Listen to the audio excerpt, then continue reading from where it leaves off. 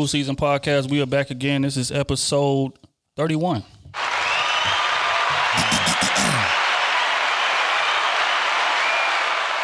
21.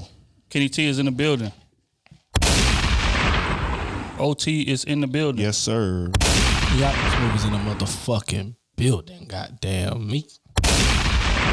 And I am the Trill AC. This is another episode of the Krew Season Podcast. How you fellas doing on this glorious night? I'm on shot 2, cup number 2. That's real. So we're gonna see how this thing go. Cause I'm real. I'm gonna be talking my shit today. We stripping baby. them down today. I'm talking my shit We stripping today. them down. I'm stripping them down. It's about to be the best podcast y'all ever heard today. Tuesday when it drop. Good in the motherfucker. God damn me. First and foremost, don't piss me off. Oh shit, here we go. First and foremost, before we get started, man, I want to shout out to the Patreon members. God damn me.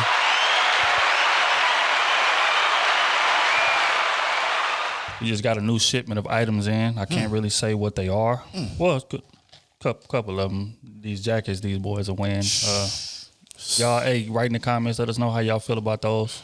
But we got some more. We got another shipment that I can't really speak on yet, but coming soon. So Patreon, you're definitely gonna be the first ones to get that, man. Shout out to everybody else that be listening to YouTube subscribers, Instagram, Twitter. Seem like all the social media has been going up, man, the past week or two. I don't know what the hell going on, but hey, we definitely appreciate it. Put me in the camera more. Appreciate it. Keep spreading the word, sharing, liking, loving, all that. Hey, I really want to, like, if they like the jackets, I really want to do exclusive color for Patreon only. I do. You get what I'm saying? It'll be dope. And as long as we don't have Kenny in it, we're good. Yeah, as long as his light skin ass, pretty ass ain't in the shit. Yeah, nah, you know what I'm saying? We definitely going orchestrate that. We just wanted to get them in, see what the product look like, see how the product feel before we send it out to y'all. So, but how y'all boys like them though? How they feel? Fresh. Come on, man. I might step out tonight depending on what time we finish. God damn me. Just because. I just want to be seen. That's it. We got the worst models wearing them right now. Bitch, you got So the they best look like model on trash. fucking You feel me? bitch. Like trash. Shit. So you saying you deserve to be wearing It's these like putting a jackets? trash bag on top of another trash bag. Shit. Hey, you ever must seen be the GQ? garbage can, bitch. You feel me? You go in You the must be trash the old can, garbage can, bitch. Dumpster my juice God. ass nigga. Hey, shout out to the contest winner. That's real. Was it Tumby, right? Yeah. Man, you know what's crazy? They had another cat. I seen that right when y'all he had it before, but he didn't DM us. So that ain't really my problem. Kenny, man. you owe me another 100. No. You gotta. We said, hey, DM. You know what I'm did. saying? You right. You You right. get what I'm saying? So you didn't follow through, even though I respect you did it first, what you did, but you didn't complete the task. You gotta follow all the Facts. rules. When we Facts. lay these rules out, you gotta follow them You to know the what I'm T. saying? You know what I'm So saying? I'm sorry, Facts. man. I'm really, really sorry. We you saw missed that the money. first. But it's all good. Don't worry about it. We're gonna have another one pretty soon. But yeah, shout out to Tumby, man. $100. Quick. That's why I told him that was the easiest money he ever made in his life. Docket today, extremely interesting. We got a lot going on in the world. First and foremost, let's dive out here and congratulate the Democrats for taking over the whole goddamn political scene. Indeed.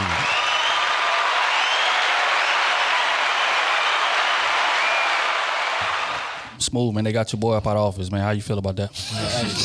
First off, it ain't my boy. Hey, you see all them animals in office right now going to the office?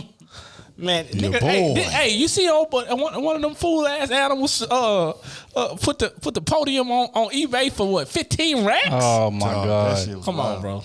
Hey, wild part about it is like a lot of them boys that was doing that. Well, for listeners that's been living under a rock and don't know what we talking about. Recently, Trump supporters crashed the Capitol building. You know what I'm saying, to protest the recent elections. Like Georgia took over the Senate. Democrats took over the Senate. We over the House now, and we the president of the country. So Trump supporters didn't like that too much. They took over the Capitol, crashed the Capitol. Well, I don't really know if it's crashed. Do it kind of crashing if security let them in? They breached. Well, yeah, they were escorted What in. we pay 700 plus billion for police? They were escorted defund in. them motherfuckers, man. Yeah, I think it's like $720 billion defense year? fund. And they was able to just walk into the Walk right Capitol untouched. I'm gonna tell you right now, boy. Hey, a few of them. Yeah. But that was their fault. That's true. You shouldn't have walked up there. you might not get another shot.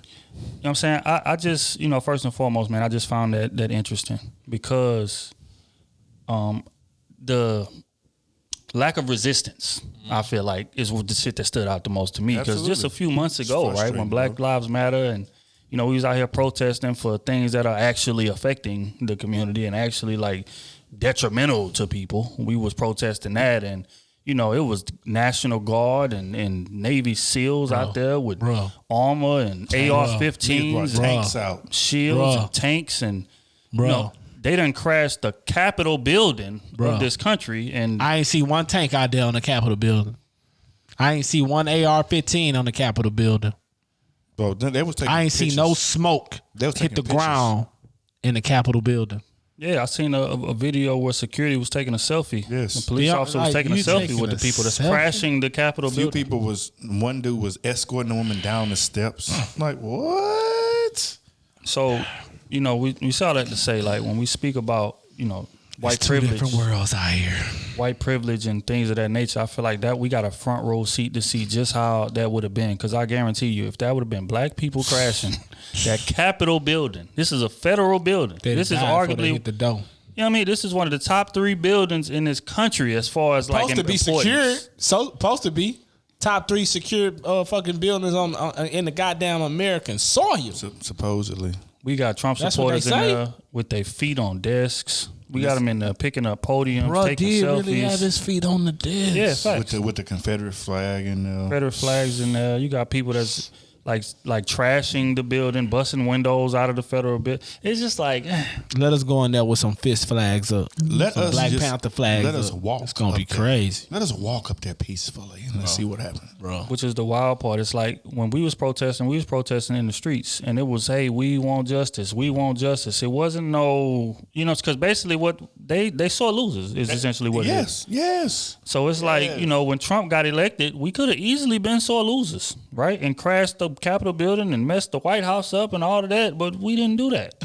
But when they lose, look what happens. Bro, this shit been brewing since Obama got elected the first time. When he got elected in 2008, they was pissed. And ever since then, they couldn't really do shit about it. Obama not the one that's going to stir up, anything. It was kind of cool, but underlying, it was still brewing. And the moment Trump came in, the moment he going to talk his shit, the moment he going to get everybody riled up, now they got all this past energy built up, and they ready to do whatever. And you saw it. And he tweeted about it. And boy, it showed up, and shit, they did what they said it was going to do. Speaking of, they end up shutting down his account. I'm glad. On Facebook and Instagram or something like that? Both of them. I know Twitter for sure. Yeah. I know it was Twitter for sure. Anything else? Mic on? No, your mic on, bro. What you doing? Okay, old mic went on. Say something more. My mic wasn't? Okay, my mic your was on. mic, I hit both of y'all. Y'all shit was niggas on. tripping. Who hit that button? I don't know who hit it. Boy, y'all is tripping. Okay. That's the liquor. No, that nigga really, you can hear him. I could hear myself. You can hear him, but you can hear B. Yeah, I don't know what the hell was going on. But, you know what I'm saying? We say all that to say, man, just be a little more understanding. Like our Don't be understanding. non-black listeners. Be understanding. Just know your black ass can't do that.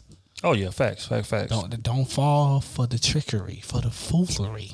Right. But and again, shout out to all our non-black listeners. It's not an attack on y'all, but we just bring these things up because it's a lot of non-black people out there to be like taken aback when we say, hey man, this shit is not built for us, or this country is against us, and it's not equal rights. And regardless of what the government says, or regardless of what the mission statement is, that's not what's being implemented. And they are taken aback when we say these things. So this situation is a perfect example.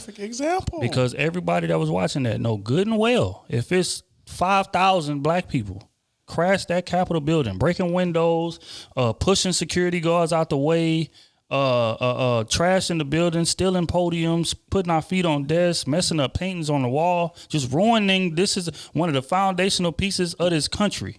More than four to be dead. Of course. That's for damn sure. Of course. You know what I'm saying? So, yeah, at the end of the day, just have a little more understanding when we say these things. And as far as black people, man, look, man, just stay down. You know what I'm saying? And hey, man, we all, you know what I'm saying? We out there riding with you, man. We know what the hell going on, bro. But the shit just frustrating, bro, because you can't even really just express yourself like you want to. That's the bad part. I was gonna talk about that shit with Sticky the other day. Like no matter how mad we get, we some kind of way are able to or have to suppress or control our emotions for the most part. But other races, white specifically, they'll go up and shoot up schools when they're upset about some shit. But that's not. We don't get that mad. We can't get that mad. They may do stupid shit while shoot up a block or somebody else that a lot of times it was out of retaliation or something, even though they shouldn't. But like, we're not gonna be mad at something and then take it on somebody else. Man, that's just what America do, dog. Like, they built on that side is built on that bullshit, bro. And taking whenever it don't go their way, like just America in general. Like, when we want some oil and a motherfucker don't want to do business with us, we going to do war with them. I was talking about, bro. I was talking about that shit, bro. You don't want to give us a gold mine or a diamond mine. You don't want to give us a piece of that. Take it. We going to war because we bigger. We supposedly bigger and stronger. You get what I'm saying? Niggas weak as hell. You get what I'm saying? Oh, y'all don't want to give us a piece of that opium? Oh, okay. We gonna send the army over there. We gonna get something. Yeah, that's you know what I'm saying. Instead of y'all could have did business with us. We know them boys know the business is fucked up on their end because they want the upper hand. Business is leverage. You get what I'm saying? And America is big business. We are the biggest retail on the planet. America is to be sold. We sell that shit. Yep. You get what I'm saying? America is for sale all day, every day. You never truly own nothing here. You know what I'm saying? So they be like, all right, we gonna go over, we gonna take shit. You don't want to do business with us, we gonna take shit. And that's what they always do. So this all this is right here. And just going for Draymond Green, I think said something very profound at the end of one of his games. I'm just gonna play it as far as like the difference between the police and how they react to us compared to them. Oh, you already know. It just goes to show the policing system was built against black people, black and brown people. And that's the reason those reactions are different. That's the reason someone can walk or run or bust their way through or whatever into the Speaker of the House office and put their feet on the desk like they're sitting at home on their couch, storming into a building and busting out windows and carrying podiums and all that other stuff. That's not a protest. That's a terrorist attack. And so stop using stop describing those people the same way you describe someone who just stand there and make a chant and say, we want justice, we want peace. Stop using the same word. It's disrespectful. It's ridiculous. And it's shameful, to keep calling them protesters. Not fucking protesters. They're fucking terrorists. Thank you. Thoughts? That's for real. That's for real. We do peaceful protests, they still kill us. We do peaceful protests, they kill us, bro. They do violent protests. They don't give a damn. Hey, man, you seen them boys a couple years ago, what that was in Oregon, over that land? Oh, they didn't want to come off of? The state wanted it, and they went out there with guns and everything. Right. And the state didn't take it. There would have been some black people. They'd have died right there. They'd have died on that land. They'd have scooped us up and sold that shit. That's what it would have been. I'm going to paint a quick picture. My boy, we were talking the other day because he a police officer, black police officer who works in black neighborhoods intentionally put himself in black neighborhoods. So he painted this picture for me. Take a cat, white kid, fairly rich, decent neighborhood in the suburbs in Katy, for example. Goes to Katy all his life, graduates high school, goes to college, goes to Texas A&M. Graduates Texas A&M, goes straight to the police academy. He graduates from the police academy, you put him in the hood. When did he experience African-American people? Never.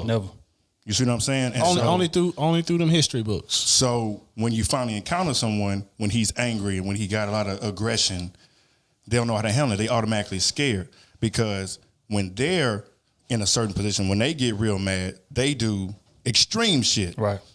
we more so not gonna go the extreme. We may be pissed off. We gonna cuss you out. We gonna, you know what I'm saying? When boys We get ain't gonna real shoot mad, them all up. it's not that many times where we gonna do some shit like that. We ain't gonna shoot the movies up. So that's one thing that's a fucking problem. So we was talking about how they need to go to like TDC, something like that, where you're forced to have to interact with people, calm down situations. You don't have no gun. All you got is a baton. Right. You know what I'm saying? So that will force you to calm down a situation or talk to the person or whatever shit like that. But just going out there from high school to college, never dealing with any type of real interaction, never dealing with any type of real confrontation, you become a police officer.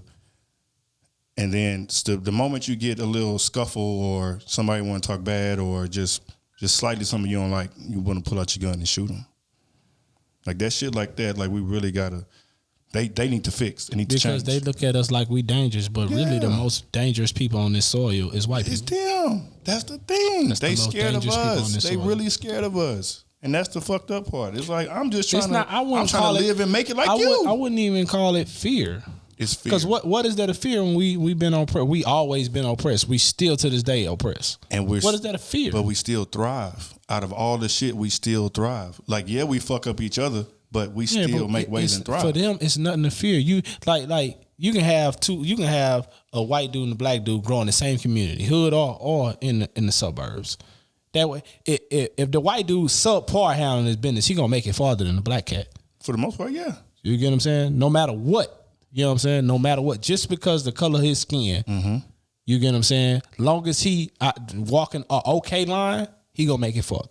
But scientifically, we kind of bigger, stronger, That's real. faster. That's real. Like it's so many things that we are better than them. But And as when long as they have keep we us used down, that to our leverage to outmuscle them? That's what I'm saying. Other than in sports. And if we were smart and really brought that shit together, You know, it's not being spoken about enough.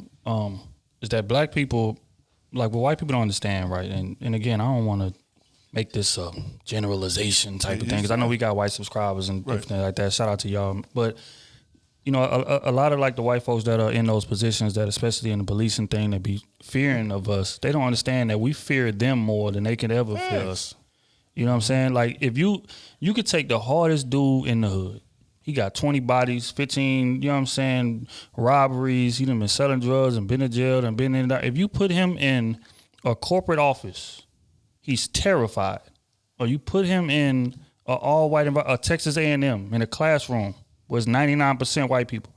He's terrified because he's familiar with his environment. He knows how to move in his environment. But when you get around them white folks, it's like, and a lot of us do this, you know, just say, for instance, us in here talking, not us, but just 4 black people in here talking, and we talking freely, talking our shit, you know what I'm saying, da-da-da-da-da-da. White dude walk in the room, you start seeing buttoning up and sitting up straight in the chair, and people want to talk proper now, and you know what I'm saying? So it's like, a lot of them don't understand that, like, there's nothing to fear with us in regards to y'all. Because black people, don't get me wrong, we are violent, but white people are violent. But black people are more so violent towards each other. right? Rather than them. Like you would have somebody that'll rob 15 black people, a black dude that'll rob 15 black people and won't even think to rob nobody. That's crazy. Or we'll go out there and shoot 10 of us and won't go shoot one of them. Like if a white dude raise his voice, you'll cower down and walk away. If there was a white dude in an all-black establishment, he may get some looks, but he gonna walk out of there kind of smooth. Of course. But if it's a black person walking in the white establishment, Right. You know what I'm saying? So it's a little different. Right. It's a little different. So that's all I'm saying. So I mean, I say all that to say, man, I think, you know, people that are in those positions, especially in police and authoritative positions, need to take the time to just learn. Let's learn each other, and that's how we can bridge that gap. That's what it is. Because people fear the unknown. Just like you said.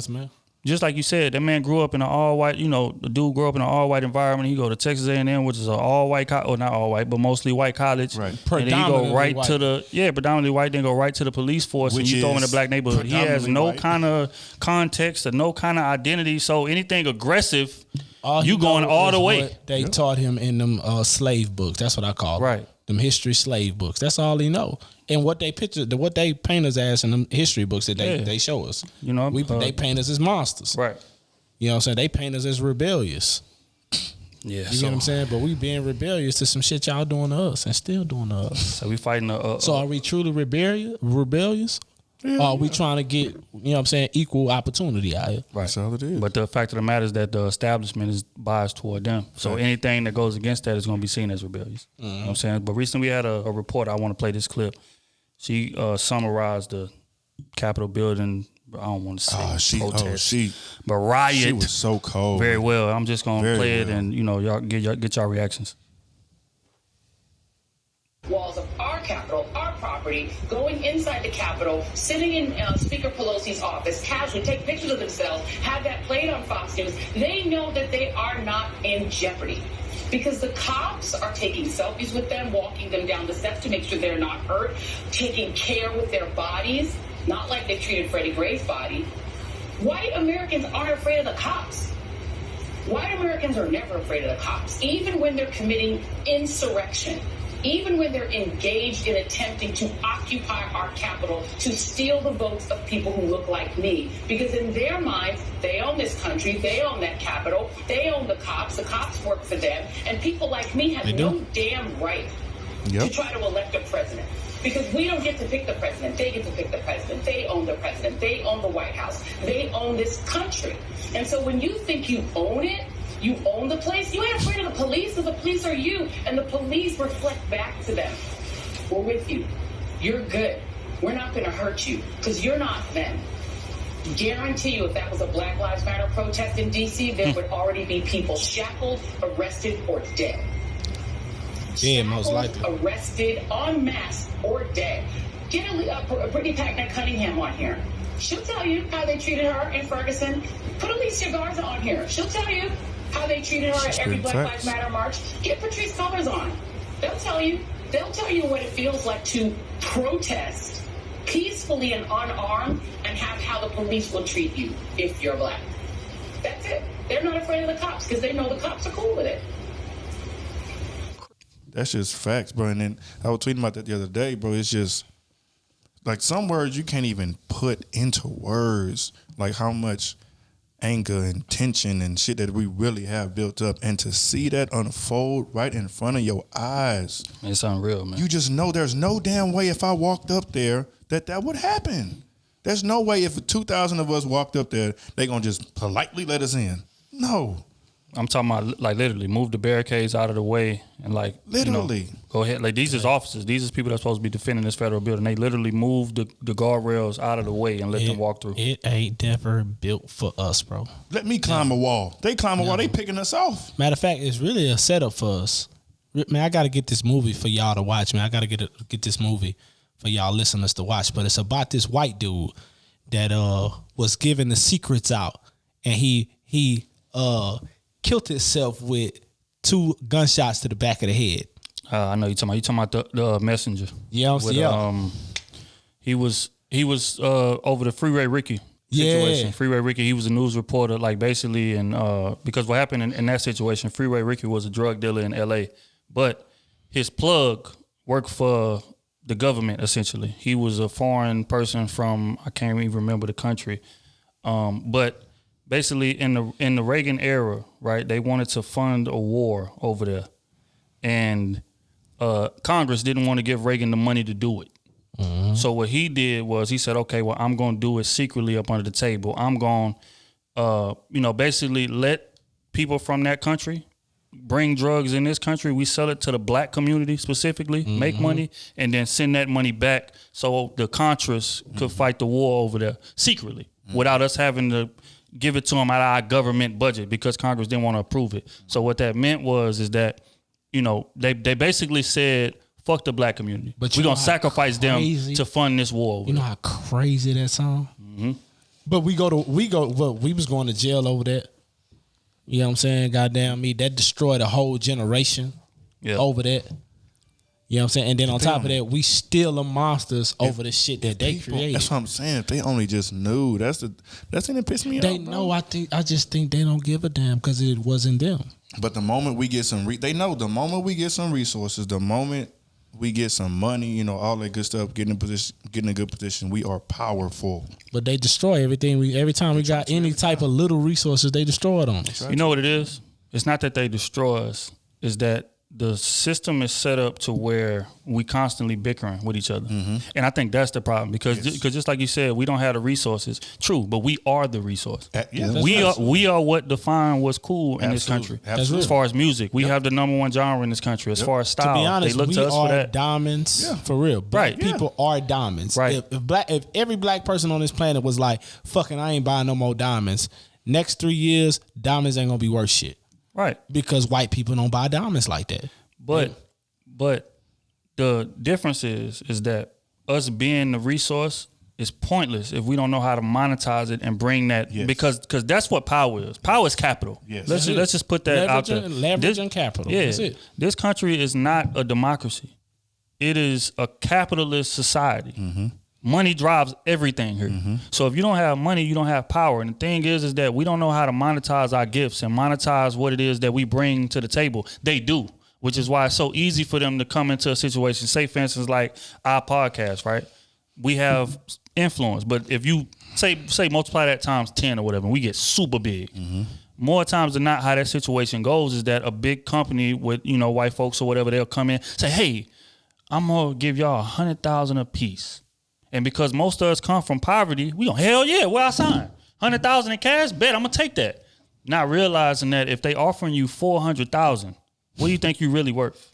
So really worth. Right. So they're offering you pennies. Right. So when you sign that contract for that $400,000, they like, oh, bet we got them. So we're gonna give you this cash, but we're gonna take all your publishing, we're gonna take all your touring, we're gonna take all that mailbox money, just like Nipsey said. Shout out to Nipsey, rest in peace. All of that mailbox money, which is the real money that they making. The shit you gonna make 20 years from now. Right. You getting that $100,000 check, they getting a $10,000 check monthly for the next 50 years. Yep. Off your shit. So what it stems from is just us not having the information to capitalize on what it is. And those of us that get the information, not taking the time to pass it down to each other. Yes. Because that's what's gonna change this shit. But again, the society is set up, even dating back to the slavery days. If somebody get a little bit of advancement, niggas is like, oh, I'm out. I ain't about to help nobody up. Niggas ain't about to pull me back down into the bucket. But if we was to, like, as soon as we get that information, pass that game around, and everybody got the game, and we the resource, what you think that pendulum will swing in a second if we was to think like that? I know. So we gotta find a way to go against that. What's basically innate in us fight to each do other. it. That's the problem. Just like most of these name brand clothing that we wear. You get what I'm saying? Like what? 98%, I would say, is owned by white people. You know what I'm saying? Who was the other 98% that buy the shit? Black people. Yeah. Black people's dollar makes up the most money spent in retail. And we're the what? I think we like what?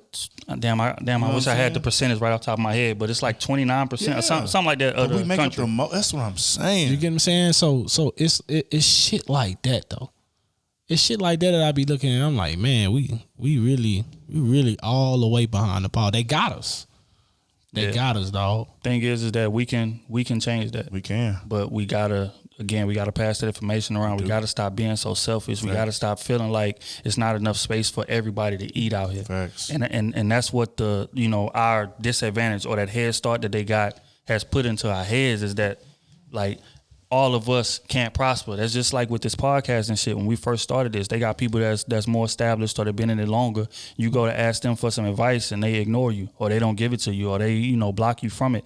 And it's just like, bro, like what? Like why you feel so threatened? But they feel threatened because that's how the society has been set up. We can only have one of y'all in at a time. Right. Black actors, a superstar black actor, we can only have one of y'all in at a time. Right. Black comedians, we can only have one of y'all in at a time. So much. Yeah. You know what I'm saying? So it's like niggas get in position. It's like, okay, well, it's my turn. I'm the one black one, so I'm gonna hold this motherfucker tight to the vest instead of getting into the situation and say, you know what, let me empower a couple of us. So instead of this one shit at a time, it could be 10 of us right now, and then they can empower somebody, and it could go from 10 to 100 of us now, and so on and so forth to where we built up this capital and built up this influence to where we can be on equal standing with them. They don't want that. They don't want you to be equal, right? So I feel like they don't want you to be because, bro, we could bring in so much money with us if they would have put us in more positions and employ more of us. That's why I respect Master P, man. But they're not going. That's why I respect him to death, man. Damn, boy, you good because that's a hell of a transition. We're gonna get right into Master P and Baron Davis are in talks right now to buy Reebok. And the whole point of doing it is that they want to make, like, if they do it, it's going to be the first major first major shoe company that's owned by black folks. Love it. First of all, let me give you one pass. And I seen that. I say, bro, I told baby, I say, I'm buying them Reeboks. They do that. Drop them AIs again, baby. I got some answers I'm trying to get. Yeah, but it's just like, but that kind of situation is what needs to happen more. Just them collabing. It's not no competing. It's not, hey, bro, I'm gonna put up this. You put up something. You put up something. You put up something. Yeah, because it's more than just them two. You know what I'm saying? Of course. It's a collective of them. Right. But they just the headline. The biggest, yeah. You get what I'm saying? So that's how we're gonna solve this thing. That's how we got to do it. But all right, man, moving right along. We're gonna get into the Jacob Blake case. Do y'all remember what happened with that? Okay, let me give you a refresh. Basically, it was a dude that was first off, he pulled up, I think, to his baby mom's crib. He had his 3 sons in the back seat of the car. He goes up to the house. They get into some kind of altercation. Police is called. Police pulls up. They try to force him, to leave or whatever, however it goes. Yeah. And then he goes back to his car while his 3 sons are in the car. But at first he resists, so he doesn't want to leave. He's like, look, this me and my baby mama talking, whatever happened. I don't even know the details of the conversation, so I don't want to speak. He was trying to leave. Wrong, but he was trying to leave, and they like, nah, hell no, you going to jail now or whatever. So he like, nah, bro, let me just leave my kids in the car. I don't want no whatever. So he goes to open the door to his driver's seat to get into his car, and they shoot him 7 times in the back. Mm-hmm. He dies. He doesn't die. He lives. But so everybody was outraged. Of course, the video hit the net, went viral.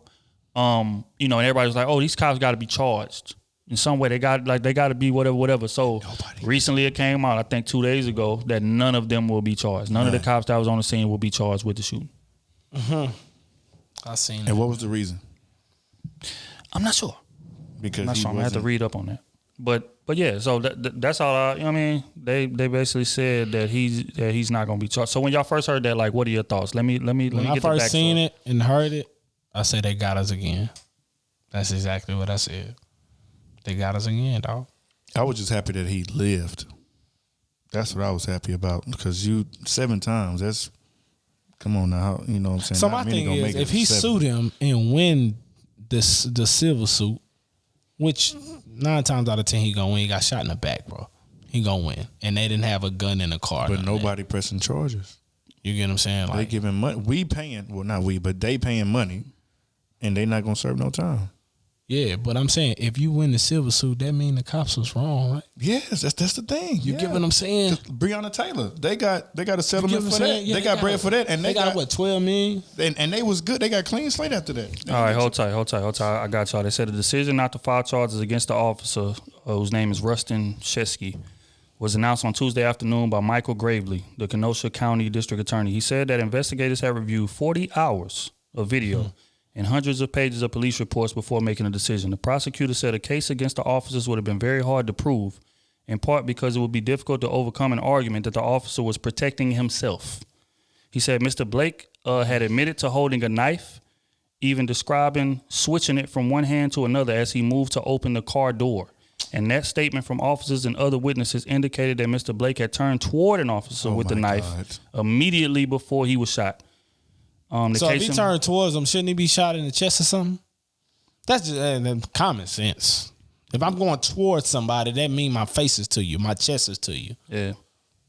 But I get shot in the back. Because he switched hands to open the door. So when I switch hands to open the door, it's in my other one. So now you see the knife. In the back, yes. But I'm turning to you. Yeah. Hey.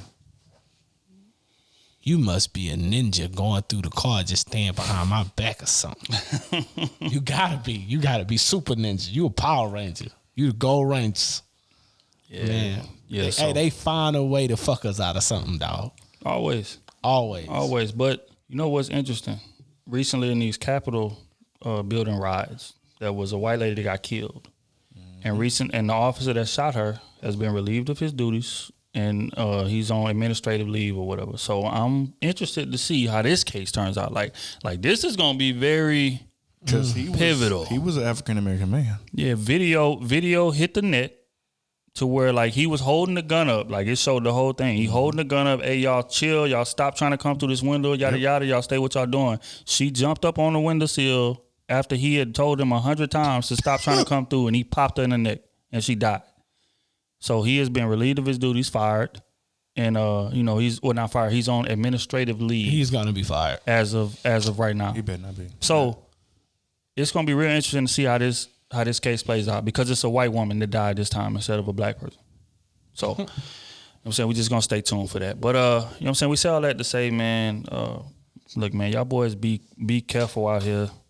You know, it's a lot going on, man, and there's a lot going on. Jesus in the hoods, Christ, man. bro.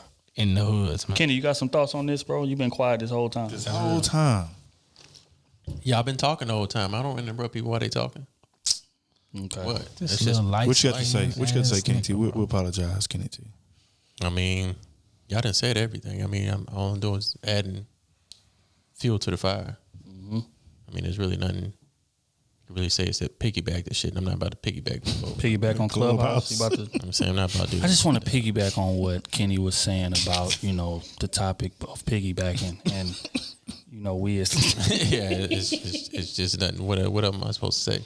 You niggas don't be saying that. I find it interesting that, because sometimes when you think about it, I talked to a friend the other day, and you know what? When I was thinking about that, what happened was They really be doing that on Clubhouse? that should be. They be saying a bunch of nothing half the time. that should be unreal. Nah, I ain't got nothing to say really about the political shit. I understand. I didn't see it too many times. I mean, it is what it is. We the animals, though. We the animals. Okay. On that note, man, we had some other stuff. But I mean, don't I really could play want to devil's cover that. advocate if y'all want to play devil's advocate. Come on. Nah, I'm not letting him play devil's advocate. We're going on to the next Today. You know what thing. I'm saying? Hey, I could do that.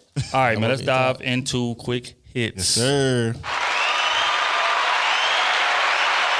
Walking down.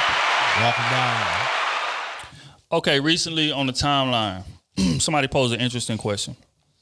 They was like, instead of a marriage, right? Like when you propose to somebody, y'all have a lifetime commitment of being together. I seen this. Things of that nature. They say, you know what should really happen? There should be 4-year contracts of marriage with a re-up option at the end of the 4 years. How do y'all boys feel about that? I love that idea. That's a dope ass idea. Why is that, sir? Because there's a lot of marriages that happen and divorces happen within the first 3-4 years. So Facts. I would definitely. So I would say do it in yeah. For me, man, if you can make it through 3 years of marriage, man, you could tolerate somebody. You could tolerate something. Most people in our generation, not the old generation. About to say, 'cause niggas our used to go generation, 15. yeah, but our generation, bro, we getting divorced in a year. That's true. Very true. We ain't Very ain't playing with it. Very true. See, back in the day, an old person, they'll tolerate something for 15 years till the kids grow up and then they'll get divorced. Our generation ain't waiting there. What? We gonna do? You make me for real. True. For real. That's so true. it needs to be like a 2-3 year contract. Hey, girl, look, That's very true. I renege on I this agree. deal right now, I yo. agree. And after the 4, there's no penalties if you agree again for another. So okay, so you sign another 4. Then what?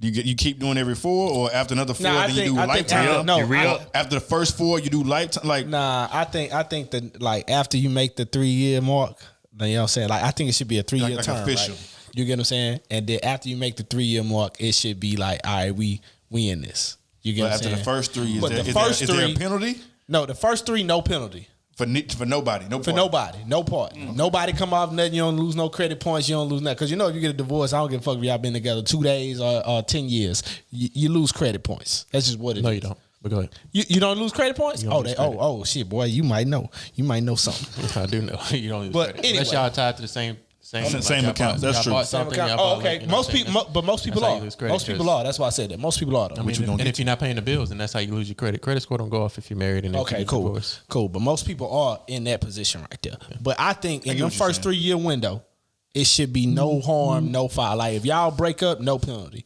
But soon as that 3 year hit, it's penalties after that. What if you in the 3 years? In the 3 years, you have 2 kids. It's still a penalty after that. 3 years, baby. You gonna know somebody 3 years. You gonna know, no matter if y'all got kids or I'm not. saying within the 3. Within the 3, I have 2 kids. Okay. No penalty? No penalty. No I mean, you child still got to support? do child support. Of course, Okay, you got to. You know what I'm okay, saying? okay. Child support. That's automatic. Okay. You get what I'm saying? But all that alimony shit and all that. No. Okay. No. All that she get half or he get half of your shit if you the breadwinner woman and all that shit. Nah, that y'all leave the table. You know, whoever get the kids, the other side pay child support and the healthcare, all that shit. I'm with that. You know what I'm saying? But after you make it 3 years, I think it should be everything on the table. I'm with that. Everything. Split everything down the middle. Kenny T, how do you feel like this should go? I think that's the dumbest idea I've ever That heard. is not. That is not. Nigga, we ain't living in 1990 where niggas stay married 10 years when nigga beating on her and she finally get the guts to leave in 2001. I'm just saying. I just think that's the dumbest idea I've ever heard. Why would I? Kenny wanna, got the old This is that's first of all, I already see like marriage is almost like a business contract, but then that seems more and more like a business contract.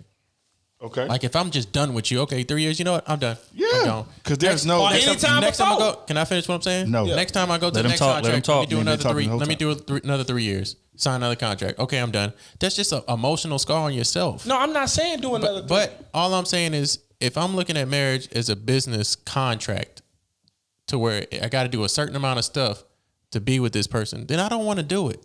I feel like we shouldn't even look at marriage as a contract or a business. A marriage should be a partnership. It should be. And the thing that we have is a prenup. A prenup shouldn't be looked at as negative between both parties. Goodness. That should be put into the marriage to begin with, to be honest with you. If you don't want to lose nothing, start a prenup. If the person don't want to sign a prenup, then y'all not supposed to be together. I'm cool with that too. Period. That's what the prenup is there for. I'm cool with so that you too. don't lose anything. If you're scared to ask this person for a prenup, I love you. I love you. But if shit don't go right, let me go ahead. Let's set some things aside that I want to keep and you should keep. I'm not gonna fuck you over.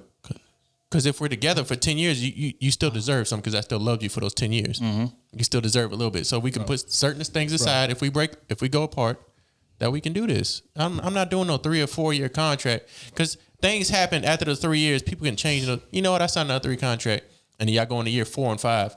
Why did I sign this contract with you? Why am I married for you? Bro, I know. you got I know. time In the to think 6th about year, it. I know in the 6th year, I can be done with you and go find somebody else. Bro. Why do I want to go through that? Like in not the gonna back let of my you- mind, I know I only got 3 years. Hold tight. I know I only Let got him finish. in the back of my mind, I know I got 3 years to be with you and decide if I really want to be with you for another 3 years over and over again. Why? What's the benefit of that? There's no benefit of that. When you sign for a marriage, you're thinking of lifetime. When you sign a contract, you're only thinking 3 years. 3 years. 3 years. That's not healthy. That's not beneficial. That's just terrible. It should be lifetime, but at the same time, this is just real life. Hold on. Okay, How many people get married? How many people get married? And like again, are divorced within the first 3-4 years? What's negative about divorce? There's nothing negative about divorce. Okay, but so it's- why do you need a 3-4 year contract? It's the penalties that happen when you get to divorce. Get a prenup. You have the option for a prenup. I'm okay with that. Hold on. I ain't gonna let you get away with that, bro. I mean, tell me why you can't do a prenup. Go ahead, It Smooth. ain't that. We talking about the contract, right? We talking 3 years. Say if it was universal on U.S. soil, hey, it's a 3 year no penalty. You get what I'm saying? It's not a business transaction. It's not. You know what I'm saying? Because it's in 3 years we will know if we gon' you know what I'm saying, if we gonna progress past this 4 years or we gonna get a divorce in the first 2 years. You get what I'm saying? We not saying, hey, you gotta wait to 3, then you out the contract. Nah, y'all can be married a month and y'all can figure like, oh shit, damn, we not really compatible. You know what I'm saying? Let me get out this shit. Nah, no harm, no foul. You know what I'm saying? Ain't shit happen. You know what I'm saying? Ain't nobody gotta come off nothing. Ain't nobody gotta do nothing. You get what I'm saying? That's what it is. Not no, oh, it's a business transaction. Oh, damn, for 3 years, and then the next 3 years you ain't. No. After you make the 3 years, everything else is on the table. It ain't no contract after 3 years. It's a lifelong contract between y'all, which marriage supposed to be. But the first 3 years, to me, need to be like in our age, not in the old age, but in our age, because most people are here to finesse people. That's just the time we living in. That's just what it is. And when our kids come up, it's gonna be even worse. So it needs to be that. You get what I'm saying? You will know in 3 years if your significant other finessing you. You will know that. You will know if they there for you or just there for what you can give them. But see, hold tight. Let me jump in here. It's not so much about the finessing. I think like people need time to get adjusted to being married. Because fact of the matter is, most people that go into marriage don't understand exactly what it is they signing up for. Nobody does. They signing up for some shit that they done seen and that they have been, taught or ingrained in them to like, okay, this solidifies you. This solidifies your legacy, that type of situation. And then you get into the marriage, which is why typically the first 3 years of marriage is so hard is because you got to make that transition from being single. Like us be dating and being in a regular relationship and us being married, it's two totally different fucking things. And it's not even the money. It's the mindset of, okay, like I gotta check my ego. I gotta like it's a whole lot that goes into like being prepped for marriage. Yeah. So people gotta understand like people need a adjustment period to get into the marriage. But also, I understand what Kenny's saying, because it's like, fact is that people don't take the time to really vet who they marrying or take the time to really choose the right partner before diving into the marriage. And that's what fucks them up in those first 3 years. If you really vetted and really courted the motherfucker like you supposed to, people wouldn't run into half of the issues that they run into when it comes to getting married. But they don't. They think, okay, just because we done got some time invested, or just because we got kids together, or just because we live together, okay, let's get married. No, it don't work like that. You got to think about in terms of like what that person is bringing to the marriage. And what they bringing to that marriage is totally fucking different than what they bringing to a regular relationship. And I feel like people don't take that into account. So people need to spend more time vetting and goddamn choosing wisely. And then you won't need a 3 or 4 year contract because you done did the due diligence. Most people don't do the due diligence. Yeah, but no, I'm saying, Yeah, I agree with everything you just said. But I'm saying, as far as the penalties involved with getting the divorce, You have a prenup. you get what I'm saying? But I'm saying, like, it needs to be not. But I'm saying, like, within them 3 years, it needs to be an automatic prenup for both parties. You get what I'm saying? Like, it's hey, right here in 3 years, bro. If y'all don't make it in this 3 years on this date, then you nobody get nothing. No party get nothing. You leave with what you came with. You get what I'm saying? So if one party, y'all saying the same thing, but like Kenny's saying, like, why wait 3 years? Why can't we just do it from the door? Yeah, That's what he's saying. You got to realize most people be goddamn fast. Like most people be fascinated with motherfuckers, right? And then when they marry them, they see they're a totally different person. Yeah. They don't treat their family good. Like Kenny was saying, but like 6 years. Okay, let's say you quote unquote renew the contract after the X amount of years. Then all of a sudden, 2 years down the line, you don't want to be with them. But at the same time, what if it's before that and you don't want to be with them? But what is this renewal? You have the time to get away. It ain't no renewal. It's 3 years and then that's it. Well, yeah, that's what I mean. Because a prenup don't last forever. Nobody has a prenup that lasts forever. You got a prenup that lasts 10 years, but I haven't heard of one. Oh, this prenup lasts the whole time we married. But I haven't seen one I haven't heard one like that in history. But you also just said that the average marriage lasts 3 years. Exactly. So if you sign the prenup, just like you said, if you get to the 10-year mark, people deserve things. Yeah, but I'm saying, let's just put it on the table. It shouldn't be like the prenup and the contract should be the same thing. You get what I'm saying? That's what I'm saying. Like, all right, when you sign that marriage certificate, it should also be another paper there that's saying, hey, in 3 years of y'all, within these 3 years, if y'all don't make it, it's no harm, no foul to each party. Nobody owe nobody something. Say, like, if your woman making $500,000 and you coming in making 70, yeah, you can take care of yourself with your 70, but you ain't gonna take care of yourself the way she can take care of you with her $500,000 or vice versa. You get what I'm saying? So motherfuckers are trying to get a divorce. What's the beneficial of the 3 year contract when the prenup can do exactly that? I'm not understanding what's benefits of the contract when the prenup does exactly that. Yeah. But most people don't get. I'm saying most people don't get prenups. Most people don't. That's the problem. That's not my fault. Most people don't get the problem. But I'm saying it needs to be universal across the board for everybody. That's the people fault that don't do the fucking prenup. Okay. If you don't get a prenup, that's your fault. I feel that too. Why would I have? Because you hold no value when you have a 3 year contract. People are not going to hold a value to the marriage. When you have something that you have a time limit on, the value seems to go out the window. It's going to go out the window. Period. That's just like a job. Oh, I got this job for 3. The last year come around, you don't like that job. You know what? I'm not feeling it too much. I'm slacking. I'm half-assing. I'm Let me go late. try to see what else is out there on that street. Yeah, it's true. That's what people are gonna do. If the marriage starts to go a little bit south in a 3 year or 4 year contract, by the time year 3 and shit starts going sideways, people don't fight. They go be like, you know what? I just got to make it through this next year, and I'm gone. All right. That's true. And people gonna be done with it. But should you fight? Because some people do fight when they shouldn't. Now, I'm not saying what you should do. I'm saying what people are gonna do because it's a 3 year contract, and when that contract is up, they know they can cut it. They can cut it out. Most people fight the wrong way. Again, that's on them, right? You just said that. That's on them. That's what you just said. No, that's on them if they want to think like that. If they want to leave after the 3, that's on them. We know how people think. We know how people think.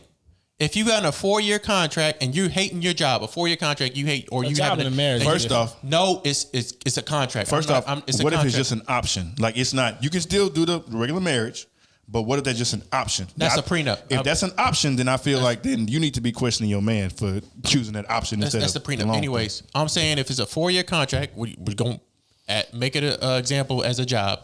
You like your job a little bit, but y'all start butting heads.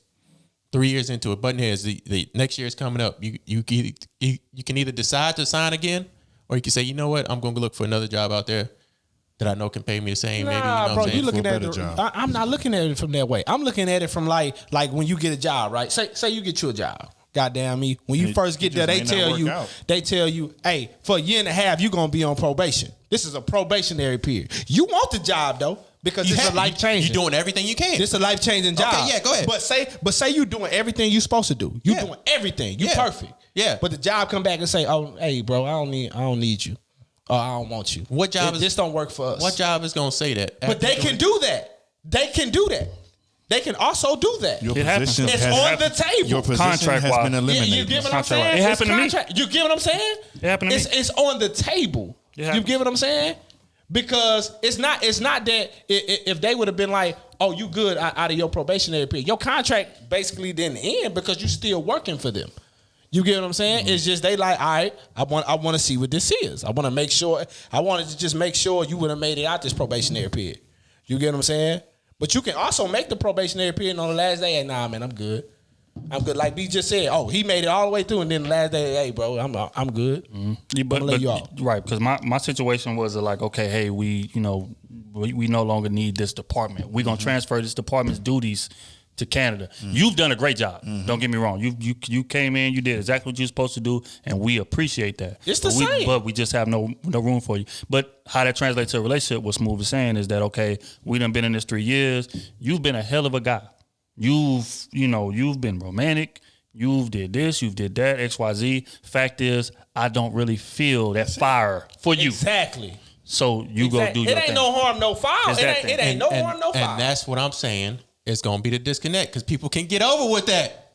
Why would I get married with a penalty? Well, with no consequence in 3-4 years. Why would I get married and stay with one person for 3-4 years when I can still do what I've been doing and not get married? Why would I go through that process? Why would I pay that money? Do all the extra shit when I can just take Well, some? hey, my contradiction to that. Hey, but my contradiction to that is, hey, niggas is selfish. Niggas will finesse a woman and be like, she gonna be with me for this long, and then I'm gonna trash her. So you they'll know what I'm get saying? married 3-4 times. With no penalty. Yeah, With four no different- penalty. I'm about to answer it I for get you. you. I'm about to I get answer you. your question I for get you. you. What Niggas the is- fuck? the- This the is the thing dumbest- is, a contract niggas for would- 3 or 4 years is the dumbest shit I ever heard. Right. I'm about to explain it for you. The reason they would do it is the same reason men get married right now. Because let's just be honest, right up before the marriage, he getting 99 to 100% of the benefits that he gonna get when he get married. But you do it why? Because it's important to your woman. To her. You know what I'm saying? So you end up doing that. So dudes are gonna do that. And just like Kenny said, people gonna manipulate the system. So it's like, okay, if it's a 4-year deal, you know what? Cool. At 3 years and 10 months, I'm out of here. And then I'm gonna get back with you and it restarts again. Really though. Like you gotta understand, like people gonna manipulate the system. Hey. That's coming. I get what you're saying. People You know what I mean? faulty like I get it. And that's why there's a prenup in the system. Like, and that's the bad thing about it is because when women hear the word prenup, they think negative about it. Right. Yeah. Which they that's shouldn't facts. think that. You way. ain't losing shit. No, it ain't that. It ain't that. It's there for both parties to not lose anything. Right. You put it on the table to where, hey, you get your side, I get my side, or if vice versa this goes on, you know what I'm saying, you covered, I'm covered. That's what it's there for. But it's rare. Hey, it's rare a woman hit a dude with a prenup. Mostly The men, niggas should be hitting the one with the Mostly, prenup. but I'm saying most men hit women with prenups because they know most men that's gonna pull that out. They know that woman coming from nothing. I mean, if they're the breadwinner, okay, cool. But you got to understand, okay, and for the prenup, it should be justified. Like, you know you're the breadwinner. You know you're taking this woman off the mark. Okay, when you get a divorce and the prenup, you say, okay, you'll get this certain amount of money. I'm not going to leave you hanging. I'm not going to shortchange you for some shit unless you cheat. If you cheat, you get nothing. But if you are a good woman through the whole thing and we're just not working out, Right. then, hey, I'm still going to give you a little bit of something because I'm not going to do you that way because I loved you. But Kenny, and what you're saying is 1,000% true. I think you're speaking from an ideal perspective. you got to understand in most relationships they end, it's some foul play involved. So it's gonna be a bit of pettiness there. Like you can agree to some shit beforehand, but at the end of that relationship, say she cheat on you or whatever, you're not going or say even if she don't cheat, more times than not, like even if one person want to leave the situation and I'm not ready to end it, it's gonna be some pettiness there. It wouldn't even matter. It's at the end of the relationship. At the beginning, you put it out there in the front. That's you. Regardless, if she cheat, you put it in the prenup. If you cheat, you're not getting nothing. Okay, so if you don't cheat, you still get something. Even if I'm angry at you, I hate you, I put in this prenup from the jump that this is what I would give you. Because you didn't cheat on me. Okay. You didn't disrespect me. So it's in the contract. You didn't in your contract and your prenup, you didn't you put everything in it that would disrespect you to the point to where you shouldn't get nothing. Other than that, if we just don't agree, we argue too much, cool. I still love you. Even though we argue too much, I still have love for you. How would you set that up though? As far as you getting something, say for instance she want to leave the relationship with no cheating involved, but she want to leave, you not ready for it to end, but she say, you know what, I ain't really feeling this. I see somebody else that I want to go and embark on my future with. How much are you giving her? I set up in how much is each party bringing in? That's I mean it's all wordplay. Like if I'm bringing in 100,000, let's say she only bringing in 30,000. Okay, you know if you want to leave if we're no parties, no foul play on each party, I will give you 10 grand. You take 10 grand and that's all you get. I take what I got, you keep what you got. That's it. There's no foul play. I'll give you that. For a certain amount of time, we married for 3 years. If we was married for 4 years, you put, 4 years we married, no foul play, no nothing. You just feel like you got to go your way. I got to go my way. I'll give you 10 grand so you get on your feet because I know you only making 30 grand anyway a year. And this is what you tough, get, man. But I'm gonna give you 10. I feel like but again, you said though it's in the paperwork, it's like it ain't like pettiness aside. We signed this. We signed this from the jump. Okay. Now you can say, hey, he cheated, and in the contract it says, hey, if you cheat, nigga, if you cheat, I want half. Yeah. And I feel like that's rightful. If you cheat, right. That's disrespect. See, and you know I get crazy? half. Okay, you know what? A lot of women don't use that to their advantage. A lot of because most men in power like that, they gonna cheat, bro. They gonna fuck it up. A lot of men don't use it to their advantage because a lot of men are actually good men for a long time. That's real. And they still get prenups put on them after the woman's done. And they'll find a way to catch them cheat because men, you know, they need whatever support or whatever it is. They're going to find something that a man was doing wrong and they're going to put on him and they don't have no prenup. And now he got to pay her alimony, all this and all this other stuff. Just because you were scared to say, hey, I don't want a prenup. It's not that I don't love you. It's not that I don't trust you. This is, if anything goes wrong on my end or on your end, we are both covered. Right. And that's what I'm saying. I'm not married now. If I ever get married again, it's a prenup coming up. And if you can't agree with that, then we don't need to be married. Facts. Right. I get you. But which is both of y'all sisters saying the same thing, which is why I understand what Smooth's saying about women not using it to manipulate. Because fact of the matter is most niggas gonna cheat. So why not sign that prenup and just put in the litigation that hey, if you cheat, I get XYZ. No. If you cheat, this prenup is void. Wait. No. It's not void because of all a prenup is describing how things is gonna happen once this situation ends. Oh yeah. You know what I'm saying? So you can put that up in writing. So it's like, okay, if you cheat, I get half. If we end on mutual terms, then whatever. You can like make it however you want to make it. It's not like a set thing. Prenup half. That's it. No. It's wiggle room. You can control. She can negotiate too. Correct. Yeah. So which is what Smooth is saying is 1,000% correct. A lot of women don't use that to their advantage. They hear prenup, automatic negative connotation. Oh no, I'm out. What is you talking about? Why am I signing this? They get defensive instead of being like, oh, you want a prenup? Most likely you're gonna get caught cheating first. Right. Facts. So let's do this so I'm secure. You know what I'm saying? Right. So let's do this right here. We're gonna put this in. The first time I catch you cheating with proof, I need half. Yeah. Or whatever, yeah. And you sign your name on it. So it is what it is. Yeah. So I agree. So I respect it. Yeah, interesting conversation, man. Shout out to whoever did that. Fuck the 3-4 year contract. That's the dumbest idea I ever heard. Don't ever do that shit. It ain't, but you know. Don't ever do that. In the society we going in, it ain't. All right, man. We're gonna move on to the next one. How y'all feel about, because we was on Clubhouse the other night and we was talking about joint bank accounts. Yeah, Smooth was not on Clubhouse. I just want to. He's with Team Android. Smooth was never trash. He's never been on Clubhouse ever. He wasn't on there. I want to be though. We was on Clubhouse discussing, and there were women that came on stage and said, "Look." Matter of fact, a woman that was 30, that was married for 34 years came on stage, and said this. She said, pardon me. She said, me and my husband both worked and we had a joint account, joint savings, joint checkings. Both checks went to one checking account. And from that, we took a certain amount and transferred it to our savings account. But she said they did that because it forces the couple to communicate on spending things, and it forces them to be on the same page because they got to talk a lot more. Why are you spending this amount of money? What is this on? Is this necessary? That type of thing. So you get to be on the same page with your partner. So I bring that up to say this. How would y'all feel about a joint bank account where both of y'all money is coming to the same pot? All our money? All of it. No. Hell no. No. No. I've done that before. No. I'm sorry. But it was all my money. Exactly. Yo. No. Don't give him nothing else. Don't give him nothing else. Don't give him nothing else. We can have. Don't give him nothing else to drink. We can have a joint account. Yeah. And you can have your account. I'll have my account. We have the major bills or whatever, which a lot of times with us at least, we're gonna take care of most of the bills. Okay, so I'm put X amount. I'm just throwing a number out there. Say I make 2,500, 3,000 check, whatever it is. I put my 2,500 out of the 3 racks in there. The 500 for me. If you make whatever, you put that in there. Keep a percentage for you. Like, Nah, bro. Hey, if I still want mine. it ain't that, bro. If I had a joint bank account with my wife, which we don't, but if we did have a joint bank account, whatever's in the joint, hey, for me, a person I am, hey man, if you spend it all, I ain't tripping. If I gotta spend it all, I ain't tripping because this is what the joint account is for. You get what I'm saying? But don't put all. I wouldn't want to put all my money in that. The joint gonna be for the bills. The get what joint I'm saying? for me. I feel like the joint account for should be bills. for big bills. That's it. Yeah. Yeah, that's what I'm saying. House note, Yes.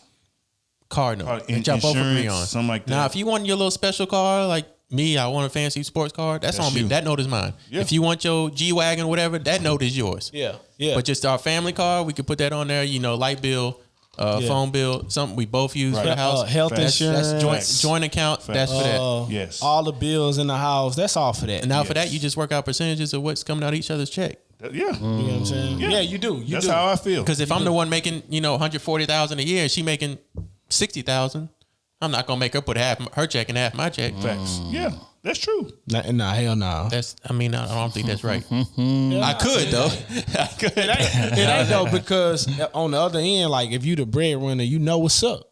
You should know, bro. Like I'm gonna have to carry a lot of this shit. You get them so let me make it fair, because I don't give a fuck who you is. No matter if it's a man or woman, you don't want your spouse upset that they don't got no money when they get paid, bro. Right. That's a horrible feeling for your spouse, dog. For you to just spend your whole check and all you got is $50.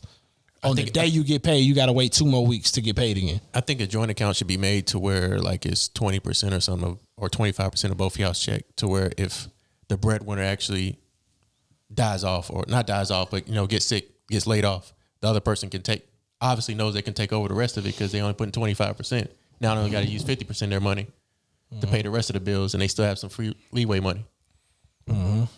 I think that's the way it should go, instead of because if I'm putting 50% of my 140, she putting 50% of her 60. Ain't the same. It ain't gonna be the same. If I get laid off, we still gonna be struggling. Facts. That's true. In that joint account. So I think that's why a joint account is beneficial, to where y'all pay y'all major bills. But everything, man, Boy, man. just get somebody For me though, for real, closer like playing field. me growing up, man, a fucking account like that, hell nah, man. I grew up with thieves, dog. I grew up with thieves, man. Motherfucker would empty my mama bank account and shit. You know what I'm saying?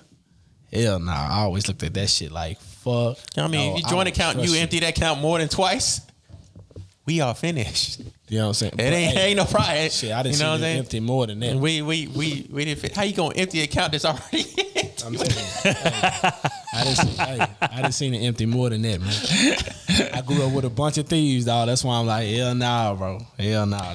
That's why, when I first met my wife, I was like, bro, I can never do that.